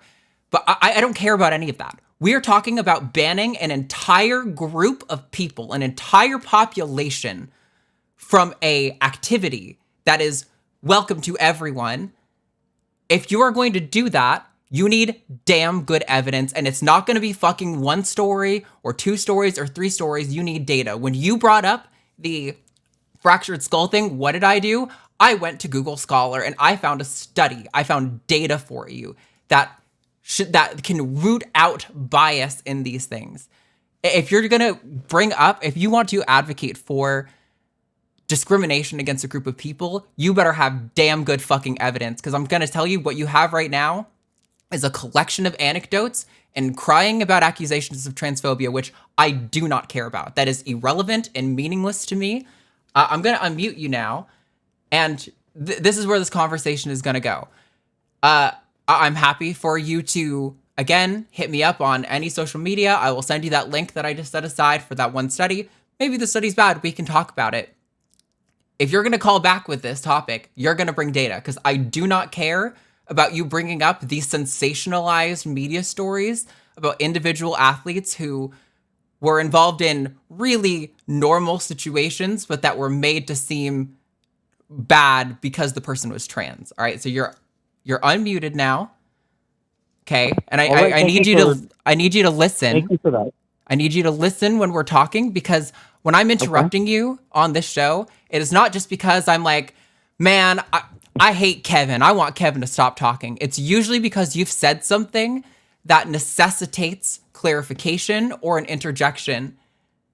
It's not about me trying to be rude to you. So I really need you to listen when I'm saying, hey, Kevin, I need you to stop. Hey, Kevin, I need you to stop. So I don't need to say it 5 times and mute you. Okay, I want this to be a conversation, because this is an important topic.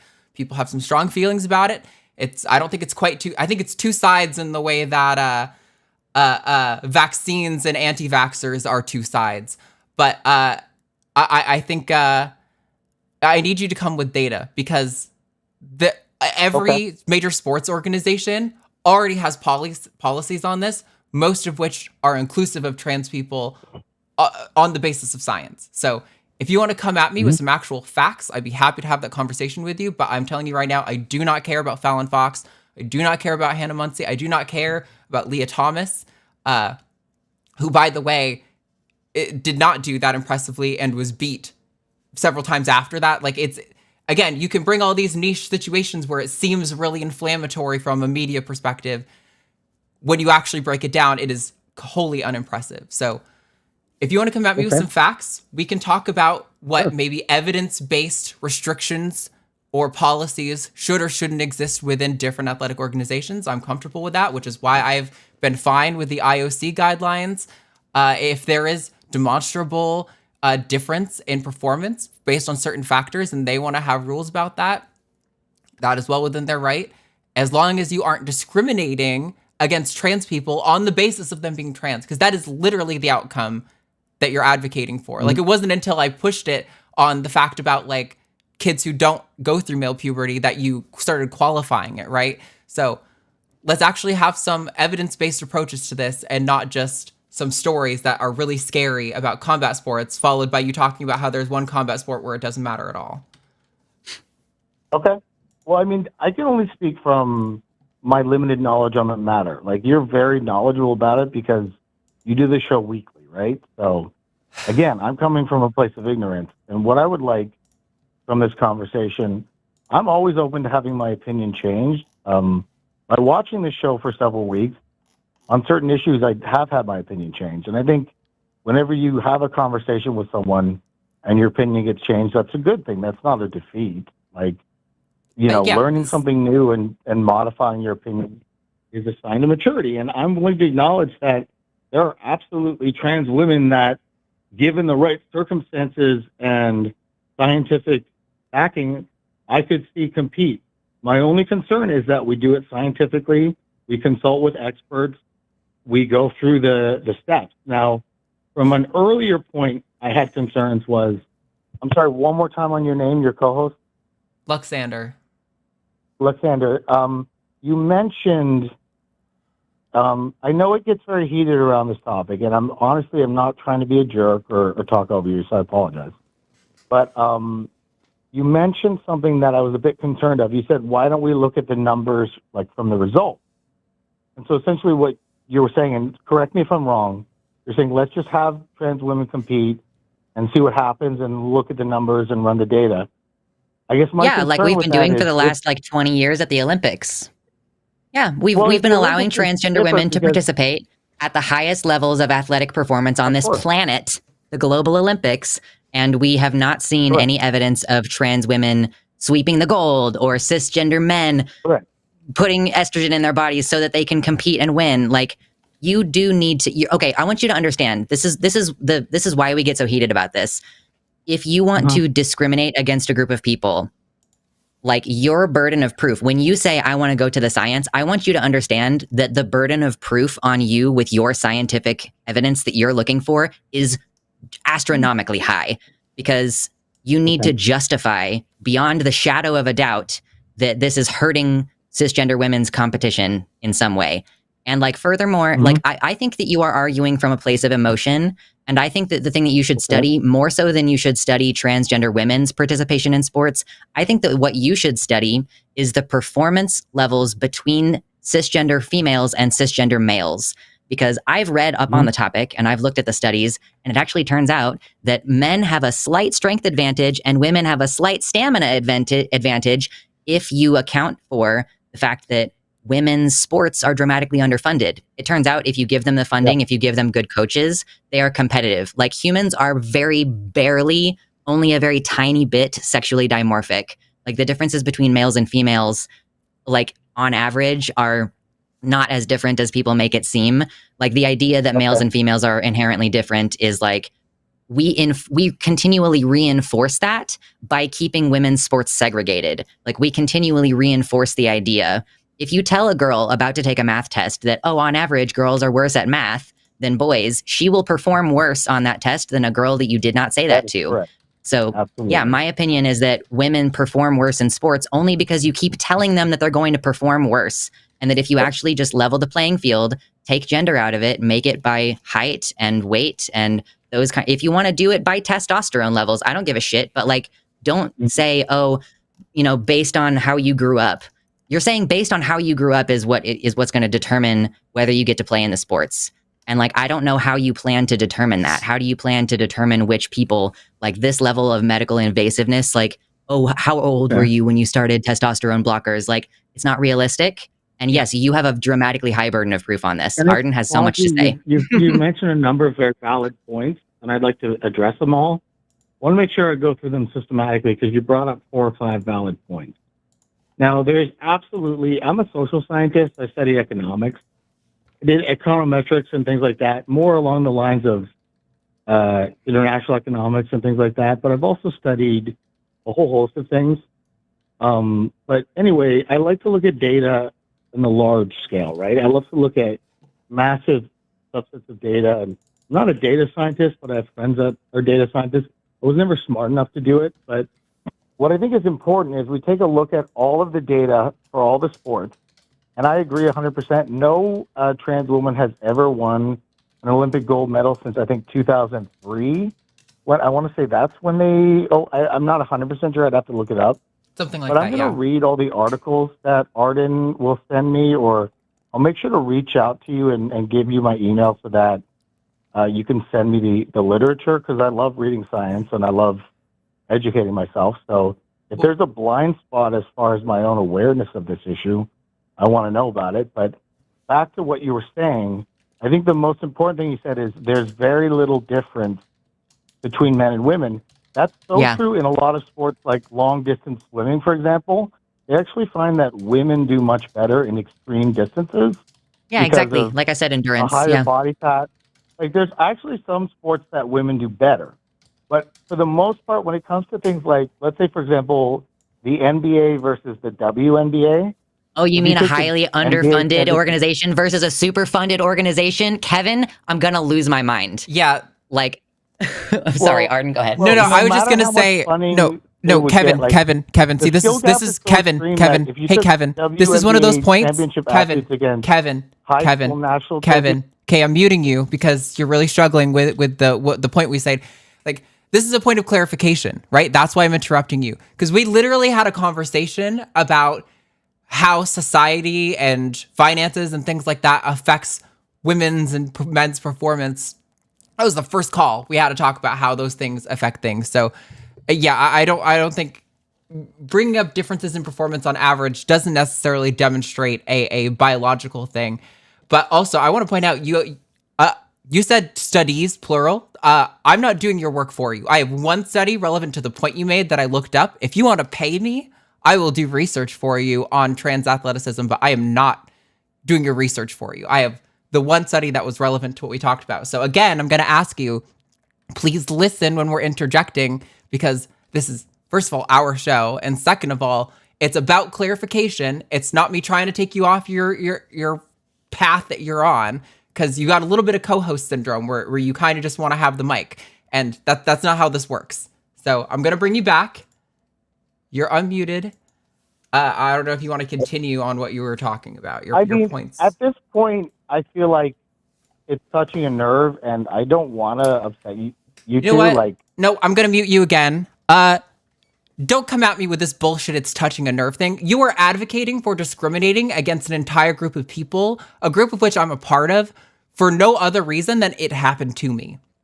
So, get out of here with your bullshit, it touched a nerve thing, right? This is, trans people have remarkably high levels of suicide and depression because of this shit, Kevin.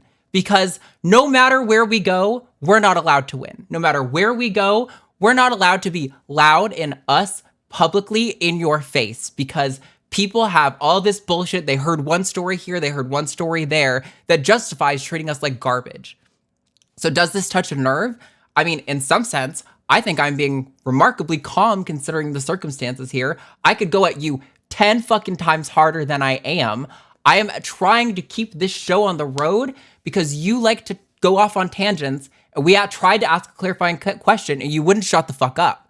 So this isn't about me, oh, you're touching my nerve about, oh, this issue that affects me. No, this was me trying to make a clarifying point so we could have a productive conversation. Because I'm not out here to be nice and to be your friend. I'm out here to have productive conversations on trans rights. And if we're going off on a fucking tangent about something that's unrelated or not allowing clarification, it's not going to be productive. It's just going to be, let me dump all the bullshit that I've read online at you, and then you can dump all the bullshit you read online at me. That's not how it works here. So I'm going to unmute you again. You can either continue with your point or you can fuck off, because that's how this is going to go. And don't give me any of that patronizing touching your nerve bullshit or you will be banned, like full on. Okay. I don't really know where to go from there.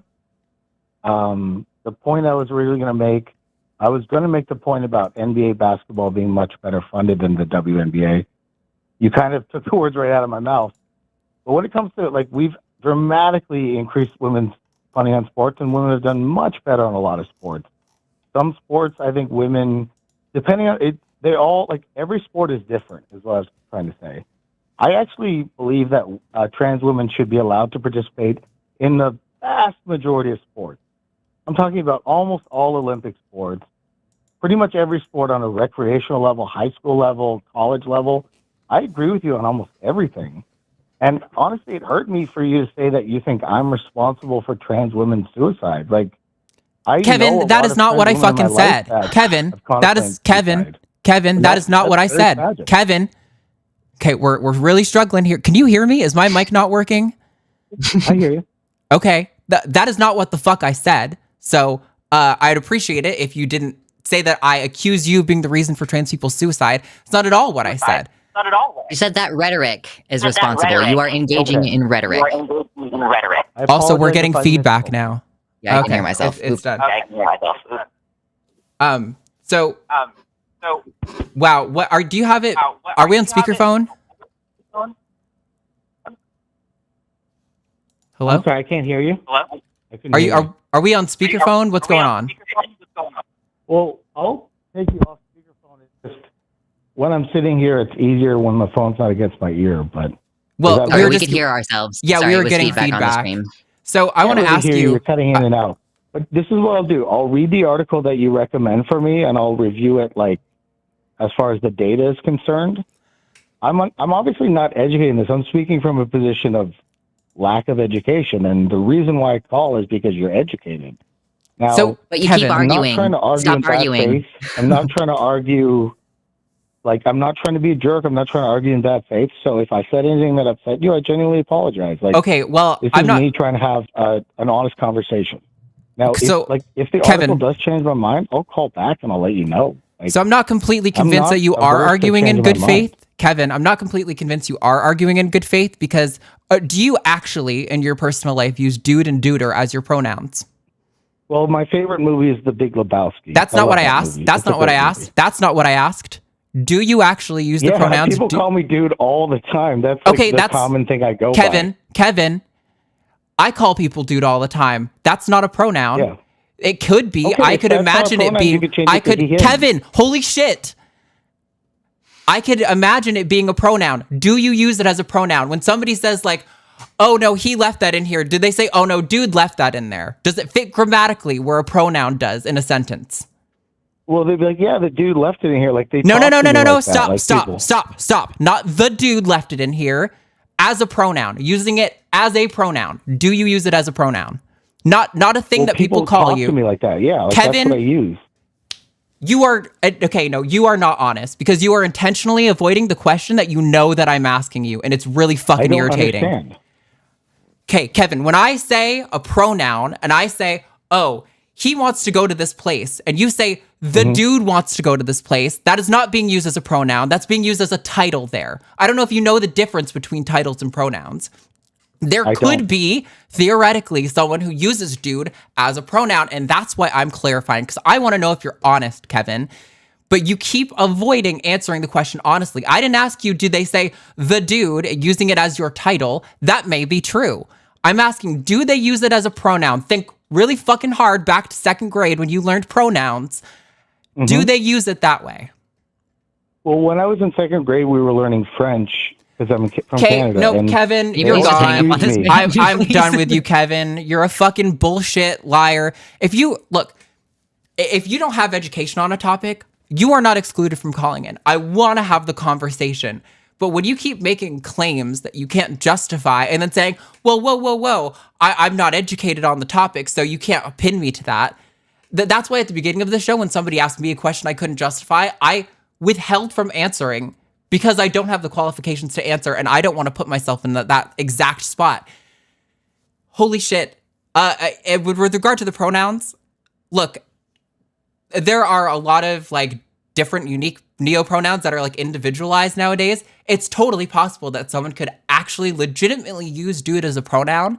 And I was specifically trying to account for the fact that you might do that, Kevin. But you were so fucking incapable of honestly answering the question. It's genuinely, you say you want to have an honest conversation, and I don't fucking believe you. Google what pronouns are, and then come back and apologize next week, and I'll consider having another conversation with you. Until then, you can fuck off. Whew. All right. We have one caller left for the day. Oh, French has pronouns also. Yeah. Yeah, right. And we have Allie in Australia. Allie's pronouns are she and her. Allie, you are live on the line. What is going on? Hi, can you hear me okay? Yep. Yeah. How you doing?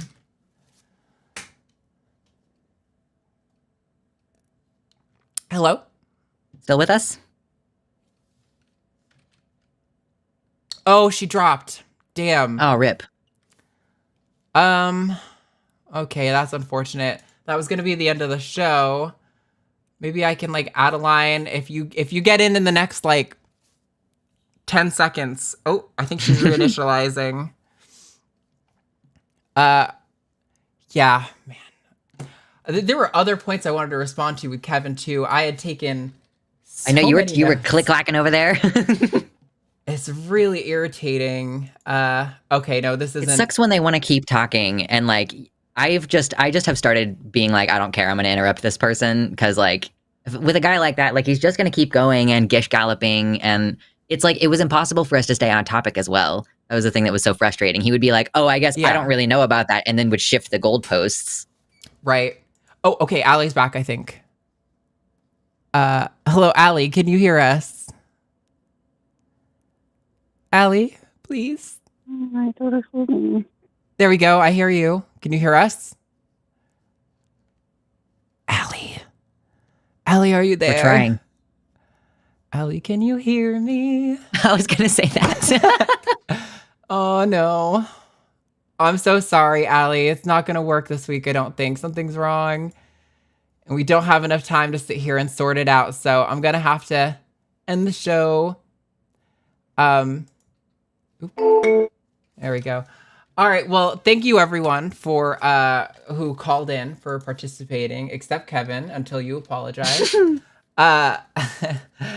All right, I want to make sure I got all the supers because I was really focused in there on Kevin for a while, and I'm sure I missed adding some super chats to the list. So, all right. I think we got everything. We're going to move on to the super chat portion. A reminder, we will read out all super chats over $5 live on air. So if you want to make us say all sorts of silly, crazy things or weird math problems like Sean, that is the thing you can do. We will read them. All right, let's bring up. There we go. Super chats. Also, Allie, who called, call back next week. If you call early, let me make a note for Allie. Caller gets priority. If you call in, we'll try to take your call first, or as soon as I see it, as soon as you get on the line. I'm really sorry that happened. It's unfortunate. The web caller can be really frustrating sometimes, but all right, let's do super chats. 5 pounds from Sean Isherwood. Zeckendorf's theorem. Every positive integer can be written as a sum of distinct and non-consecutive Fibonacci numbers. Example, 31 plus 21 plus 8 plus 2. I read the words on the screen. Oh, gosh. Thanks, Sean. Forgot. I have to manage a super chat. I'm so used to Matt doing it all when I produce his thing. Oh, here's another one. Another £5 from Sean Isherwood. I got Joyce's trans recently and gave the same amount to mermaids. Morbidly, I want to see what she has to say for herself. I'm expecting garbage. Hey, I appreciate the donation to mermaids because they're a good org. They need it. Yeah, it's definitely a responsible way to engage with media like that too, to donate the equivalent amount or more to a charitable organization for those people. We've got... Oh, is Joyce the lady who was like, the world is better like without any trans people in it? Basically, she was like a sane world. Okay, that one. Yeah, got it. Yeah, Helen Joyce. Cool. I get the same fascinating, what do you call it? Like morbid curiosity. I mean, like, I wasn't going to mention Lady Ballers last week because I knew it was coming out this past weekend and I wanted it to flop. It ended up coming up anyway. You can't avoid how terminally online we all are. But yeah, no, I mean, there is definitely a morbid curiosity there, but I'll resist. 123 check Karunas from Naresh, hashtag Team Luxander Hart. I love that. That's good. We love a fence sitter. Oh, gosh. More check currency, 123 of them. Why aren't there more super chats? Is this a conspiracy to drain my bank account personally? Hashtag team shame on chat. Hashtag team fund Takis and hashtag down with Lays.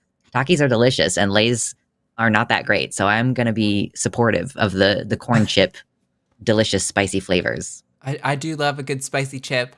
Yeah, I know there have been issues with the super chat, and I think I saw one of our mods mention earlier that the same problem was happening. If you're going to submit it and it's spinning, for some reason, for certain people right now, super chats are just like locked and they're not able to submit it. So I don't know what that is, but we're real grateful for, any super chats that you guys are willing and able to send. Thanks for trying. Yeah, it still means a lot and it still goes a long way. $10 from Jasper. Thank you so much for the show. My spouse. You became Canadian. It's true.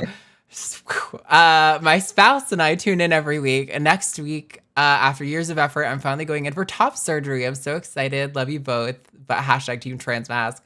Love that for you. That's so great. Congratulations. Yes. I'm still working on my GoFundMe for bottom surgery. It's gonna be a long time. Bottom surgery is expensive. $10.69. Nice from Aubrey. Can y'all tell Jimmy fuck off for me? Thanks. Hashtag Team Poppy. Aw. I don't know who that is. I'm missing jokes. That's Katie's cat. Oh, okay. That makes perfect sense. Do I have to go get my cat in order to enter the running? I have to go force him to be on camera? Okay, I'll let you read the next super chat. I'll go get him. Okay.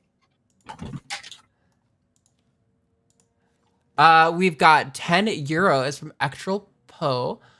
Hopefully that's how you say that. Or Pa. Oh, kitty cat.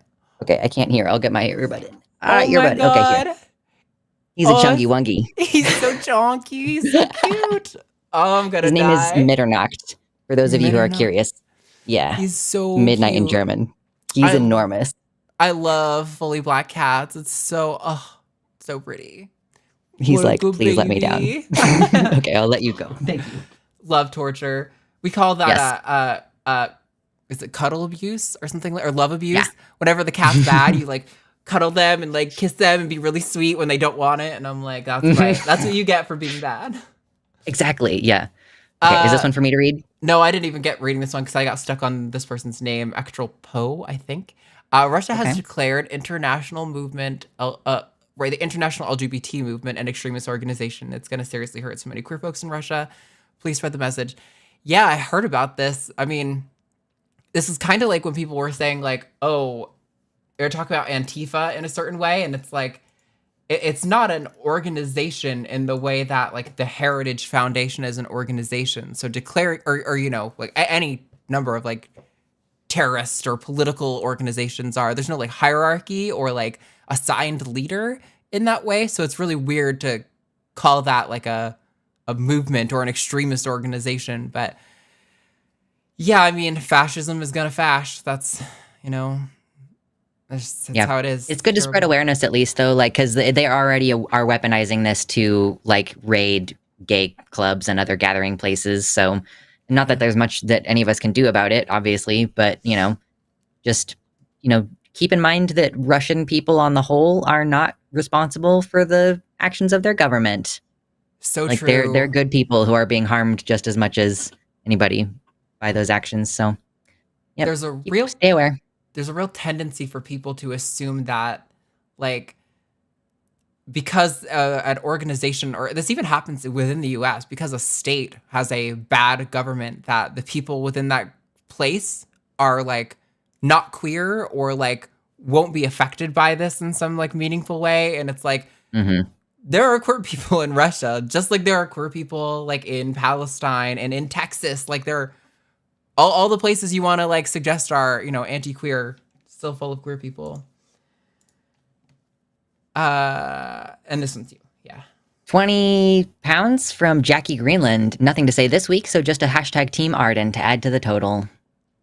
Thank you so much, Jackie.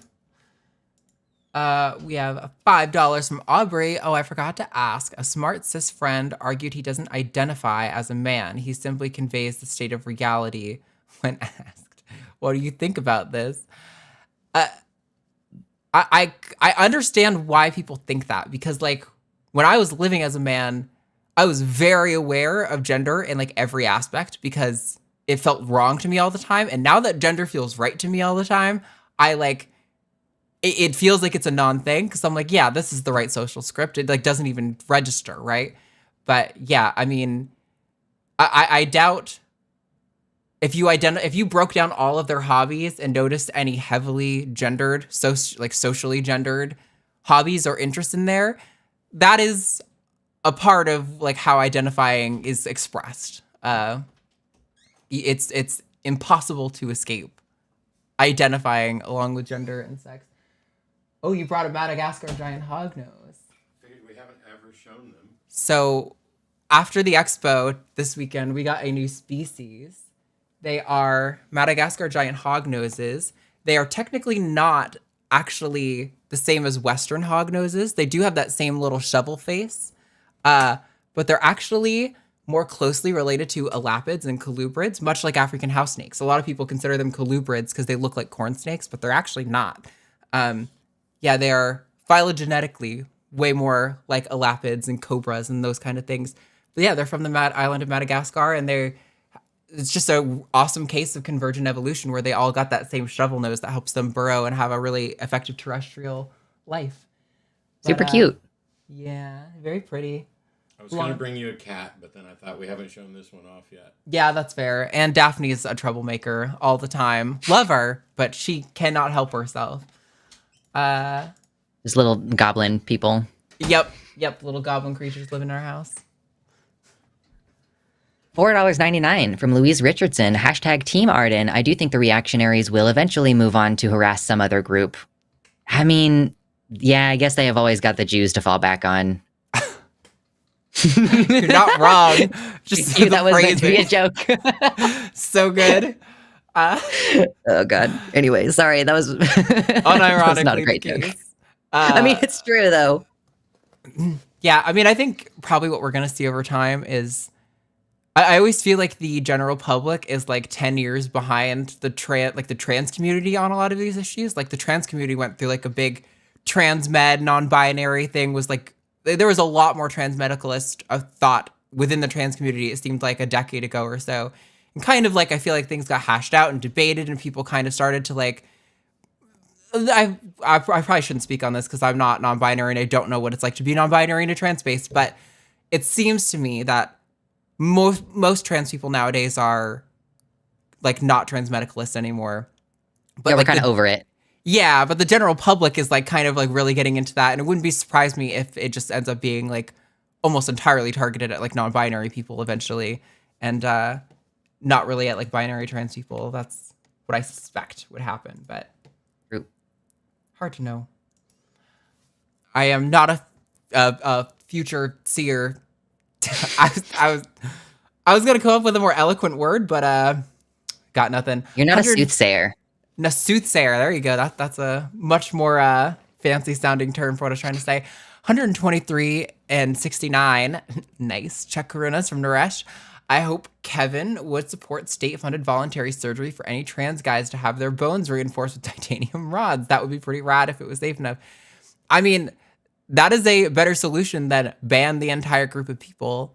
I think that was the biggest thing that really helped me articulate the position on trans sports, is that even if I accept your claim about like the differences in athletic performance, disregarding how like it's just basically like sexist tropes, you are advocating for discriminating against an entire group of people for traits that only some of them have. Like, that is categorically discrimination for the group and not based on science or performance or fairness or anything like that. But I wanted to do this and I didn't have a chance, but it's like the reframing of what he said. He was like, I am agreeing with you that trans people should be able to participate in the overwhelming majority of sports. And I wanted to interject and be like, the flip side of that, the reframing of that, is that you are advocating for and okay with discrimination in some circumstances, basically. Right. Like, you think discrimination is justified in some circumstances, which, yeah, I did not have fun in that conversation. Well, it was fun, but I was annoyed. Yeah, it'd be different if he was just more honest, but, you know, he couldn't admit that dude wasn't his pronouns and it was just a title that people use. I know so many people that you just call dude all the time. Like, that is their, like, the majority of what you say about them. And it's still not a pronoun, but it could be. It'd be so easy to be like, yeah, that is actually my pronoun. I genuinely use that. And I would have been like, okay, cool. At least I know that that's honest. But, you know, anyway. He should have put his name as the dude and then his pronouns as just he, him. Like, that would have been the successful way to make that work. It would have been good. Right. Anyway, I think this one's yours. Okay. $5 from Frog Boy. I love the spelling. Love what you guys are doing. Just left the Jehovah's Witness cult, and I am finally able to learn about trans people and sexuality and stuff, so thank you. Oh, that's so awesome. Well, congratulations. The added benefit of being on a channel that has such a hard focus on religion, atheism, and stuff is that I think we can kind of soak up a lot of those people who are in your position fresh out of like bad beliefs and hopefully give them good information about trans people to walk away with, because it's really, really, really, really common that people deconvert, but then hold on to a lot of bad ideas about like women and queer people and politics. And, you know, it's glad to hear you're challenging those ideas. Yeah, like even the non-trans channels on this network are going to be helpful in like preventing you from like maintaining those entrenched religious ways of thinking that you didn't even realize that that's what it was. So good to be here. Yeah, for sure. Canadian $10. That's an amount of money from Aaron. Great show today. You make a great team as hosts. I feel like we make a pretty good team. Yeah, we do. We do pretty well. I like it. Yeah. No, we love having Lux on. I think I've not hosted with anybody else, so I don't know if there's somebody who I'd have a better dynamic with, but that's fine. Yeah, I know you were supposed to be on with Katy originally, but then there was a weird scheduling thing, and it was like the day after my birthday or whatever, and it got all complicated. But I'm sure you'll be on with Katy before long, or Ben. Eventually. Yeah. 60 Canadian alleged dollars from Kathleen Montgomerie. Thank you. Hashtag team me for finally having a Thursday off for the first time in a month and getting to be here live. Thank you for being here live. I love Kathleen. Kathleen does so much to support this network. It's really huge. Thank you, Kathleen. Heck yeah.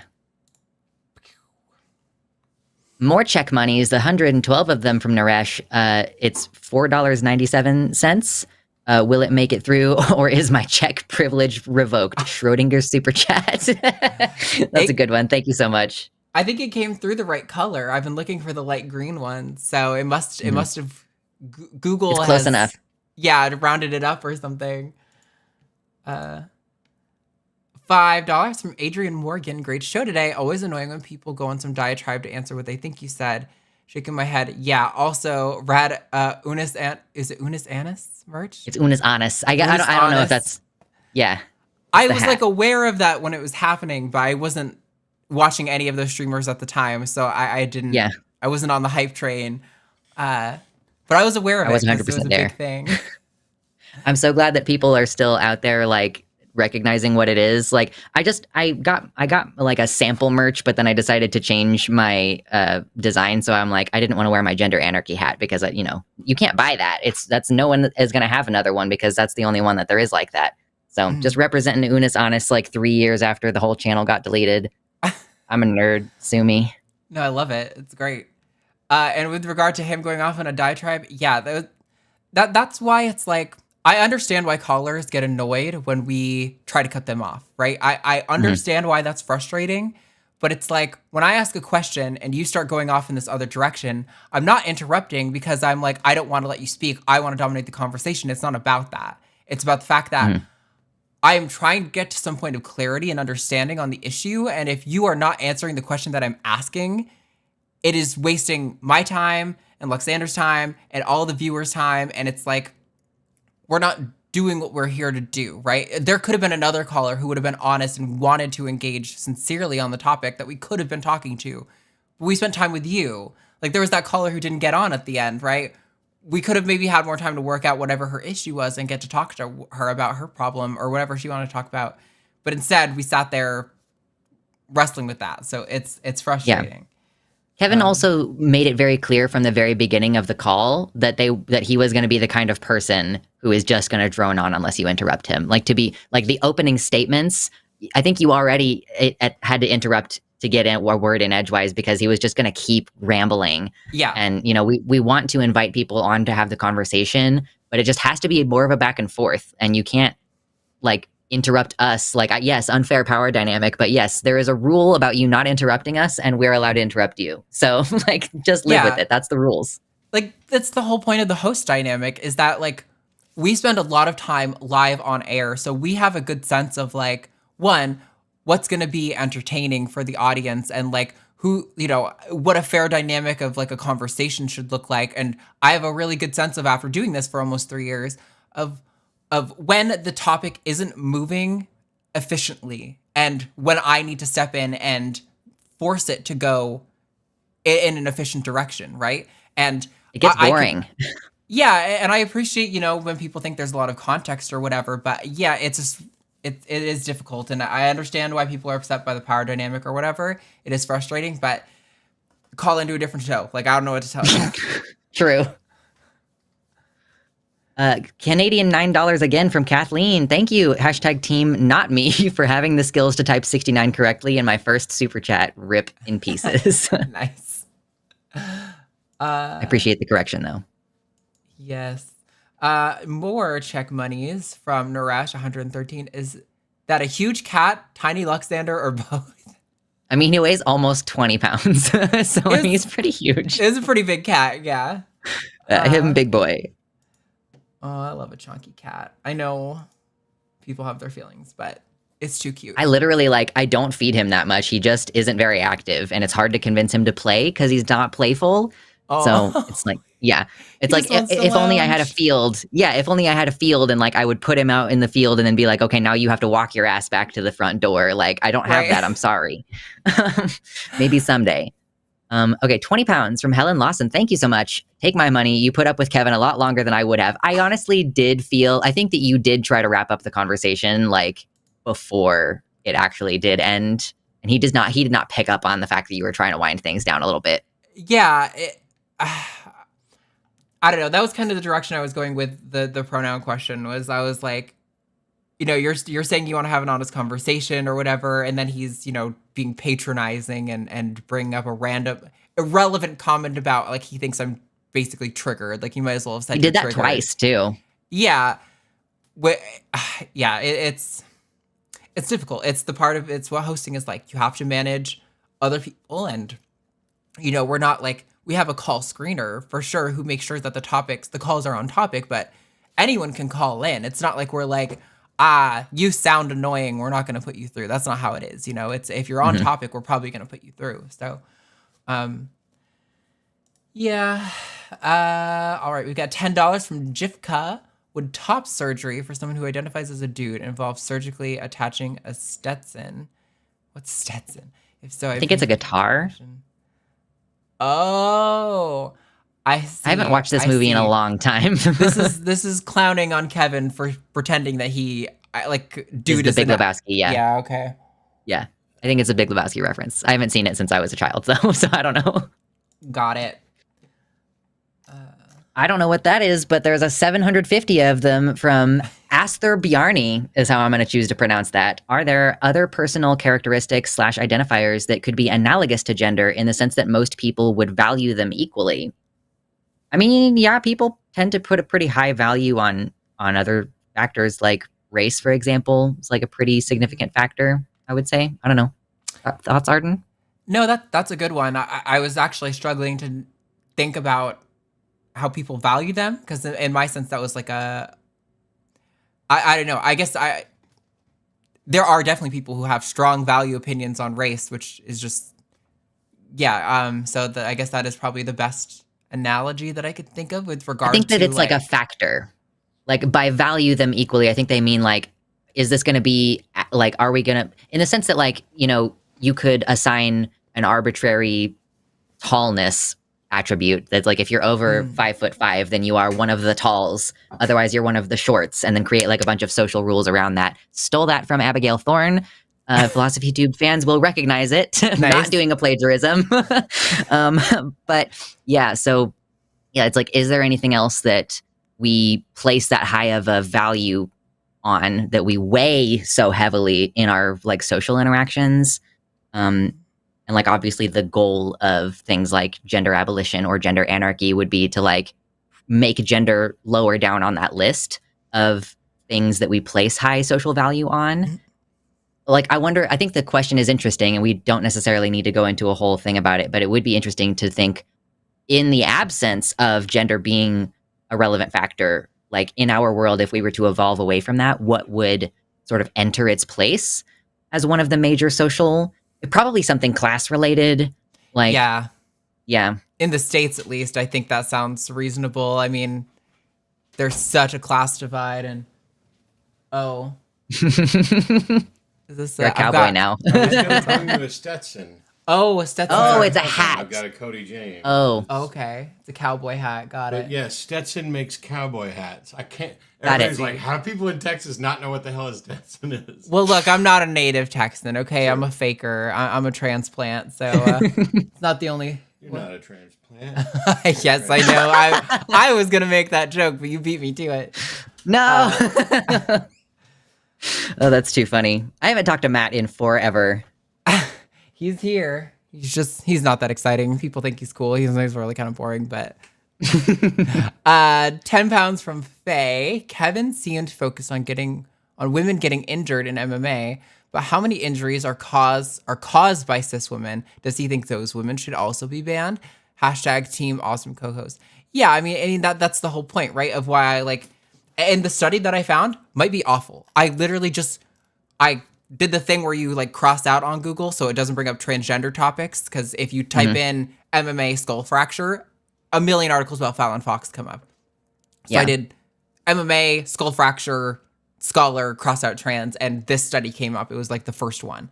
And that's why I was like, I'd rather go to data than hear about Kevin be like, well, it happens with men, but not so much with women. Like, is that actually true? Because, like, I don't know if I just buy or say so. It might be the case that it's, like, a different frequency, but is it, like, is it a statistically significant difference where it isn't a big deal to talk about? Or is it actually, like, they're different but close together? Like, yeah, that's why, again, like, you can call in and not be an expert on a topic. I don't need you to be an expert, but you can't make a case without backing up your points, right? Like, if you're just going to come in vaguely gesturing at some like stereotypes you hold about trans people, like, I don't care. I don't care about the anecdotes you have about individual trans athletes. That is actually meaningless for the purposes of a conversation like this.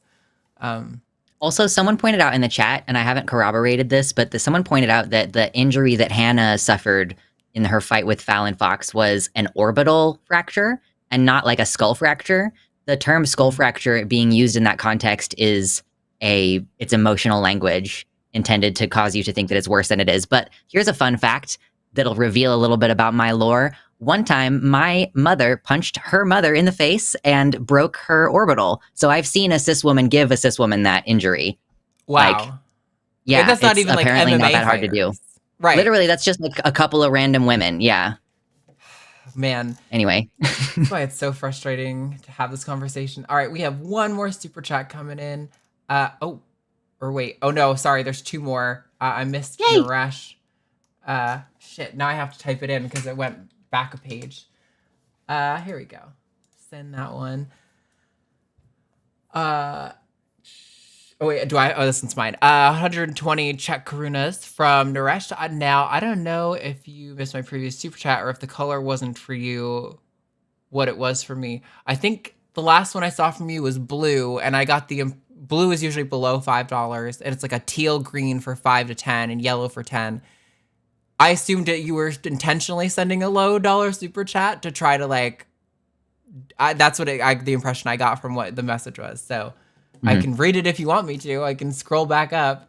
There should be a minimum amount. This should be the minimum amount to go through for me. $2.22. Yeah. Get out of here, Naresh. Trying to get your low dollar super chats read. Who do you think you are? $10 from Mo Scoville. Hey, I managed to catch you at the end. I'll catch up later, but at least I get to hashtag Team Arden. Nice. Thank you very much. And there was another super chat. Two more coming in. I love it when they do this to me. I'm like ready to wrap up, and they're like, haha, no, not yet. Bye. 129 sex from S. Martin. Martic. Missed the show, so I'll view it tomorrow. But here you have some money. Probably the biggest call to watch is the Kevin one. I think the rest of them were pretty chill and kind of conversational. I mean, those conversations aren't without value. But sometimes the for advice entertainment purposes. Yeah. Yeah. I'm less crazy about the advice calls. Not that I want people that they should stop calling in with them. It's just I'm not so sure that is value for the audience as much because we're talking about your personal situation. Sometimes it can be. I don't know. It's complicated. It depends on who the audience is. Like, is your audience mostly trans people or is it mostly cis people? Like, because trans people are going to benefit from those conversations because we're giving advice on like the practical, what do you do when you're navigating these relationships kind of things. And then we also have a number of cisgender people who are like in their deconstruction, basically, like still working through it. So I think it's just, I always worry that unless I explicitly put on a disclaimer that like, warning, these are just my feelings about how they should resolve this issue. This is not like actual, like you ought to follow what I say kind of thing. That I'm like, not a therapist. Yeah. Yeah. You know what I mean? Like I hope people recognize that I'm a person with life experience and not necessarily a medical professional of any kind. Like I have a degree in psychology, but it's a bachelor's degree. You know what I mean? Like I'm not an expert by any standards. Anyway, $5 from Melissa might not be right because it's kind of late, but have a period. God damn it. Thank you. I'm glad that I don't have those. And now an actual last one, maybe? Yes. Another 969 of those from Astor Bjarni. I've heard snippets of Arden's quote story on some other streams. Have you shared your story anywhere in more detail? Yeah, I've done a number of like interviews in the atheist community. I know I did one on Matt's channel, like meeting an activist or something like that. I did Neil 604 atheist deconversion stories. I did the drinking deep drinks podcast with David McDonald. So there are a number of places where I've talked about my story. I've talked about it so many times, honestly, that at this point I always get like, I'm like, oh man, I feel bad. You guys are like going to be annoyed if I talk about it again, but there's always new viewers and like the line has been growing a lot lately. So I'm like, I'm trying to remember to just like, you know, I know how many times Matt has told his story and other hosts have told their story. So I just got to kind of get over that, I guess. Yeah. But no worries. Tentatively the last of the show. So, Luxander, do you want to plug your stuff and tell all the lovely people where they can find you? Heck yeah.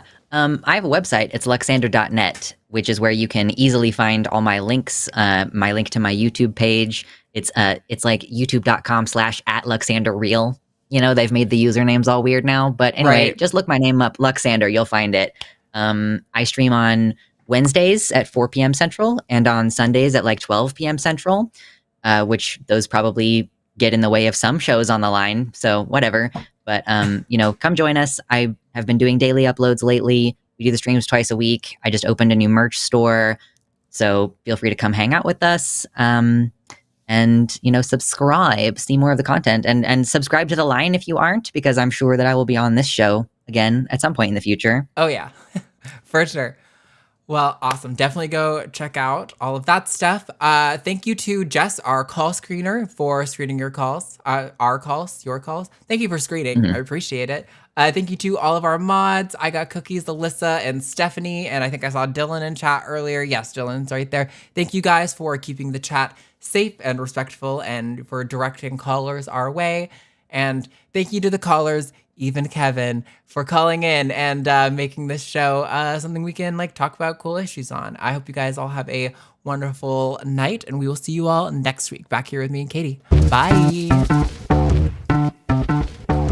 This is our Patreon, people. Do you want to get your name on this list? Go subscribe to patreon.com/calltheline.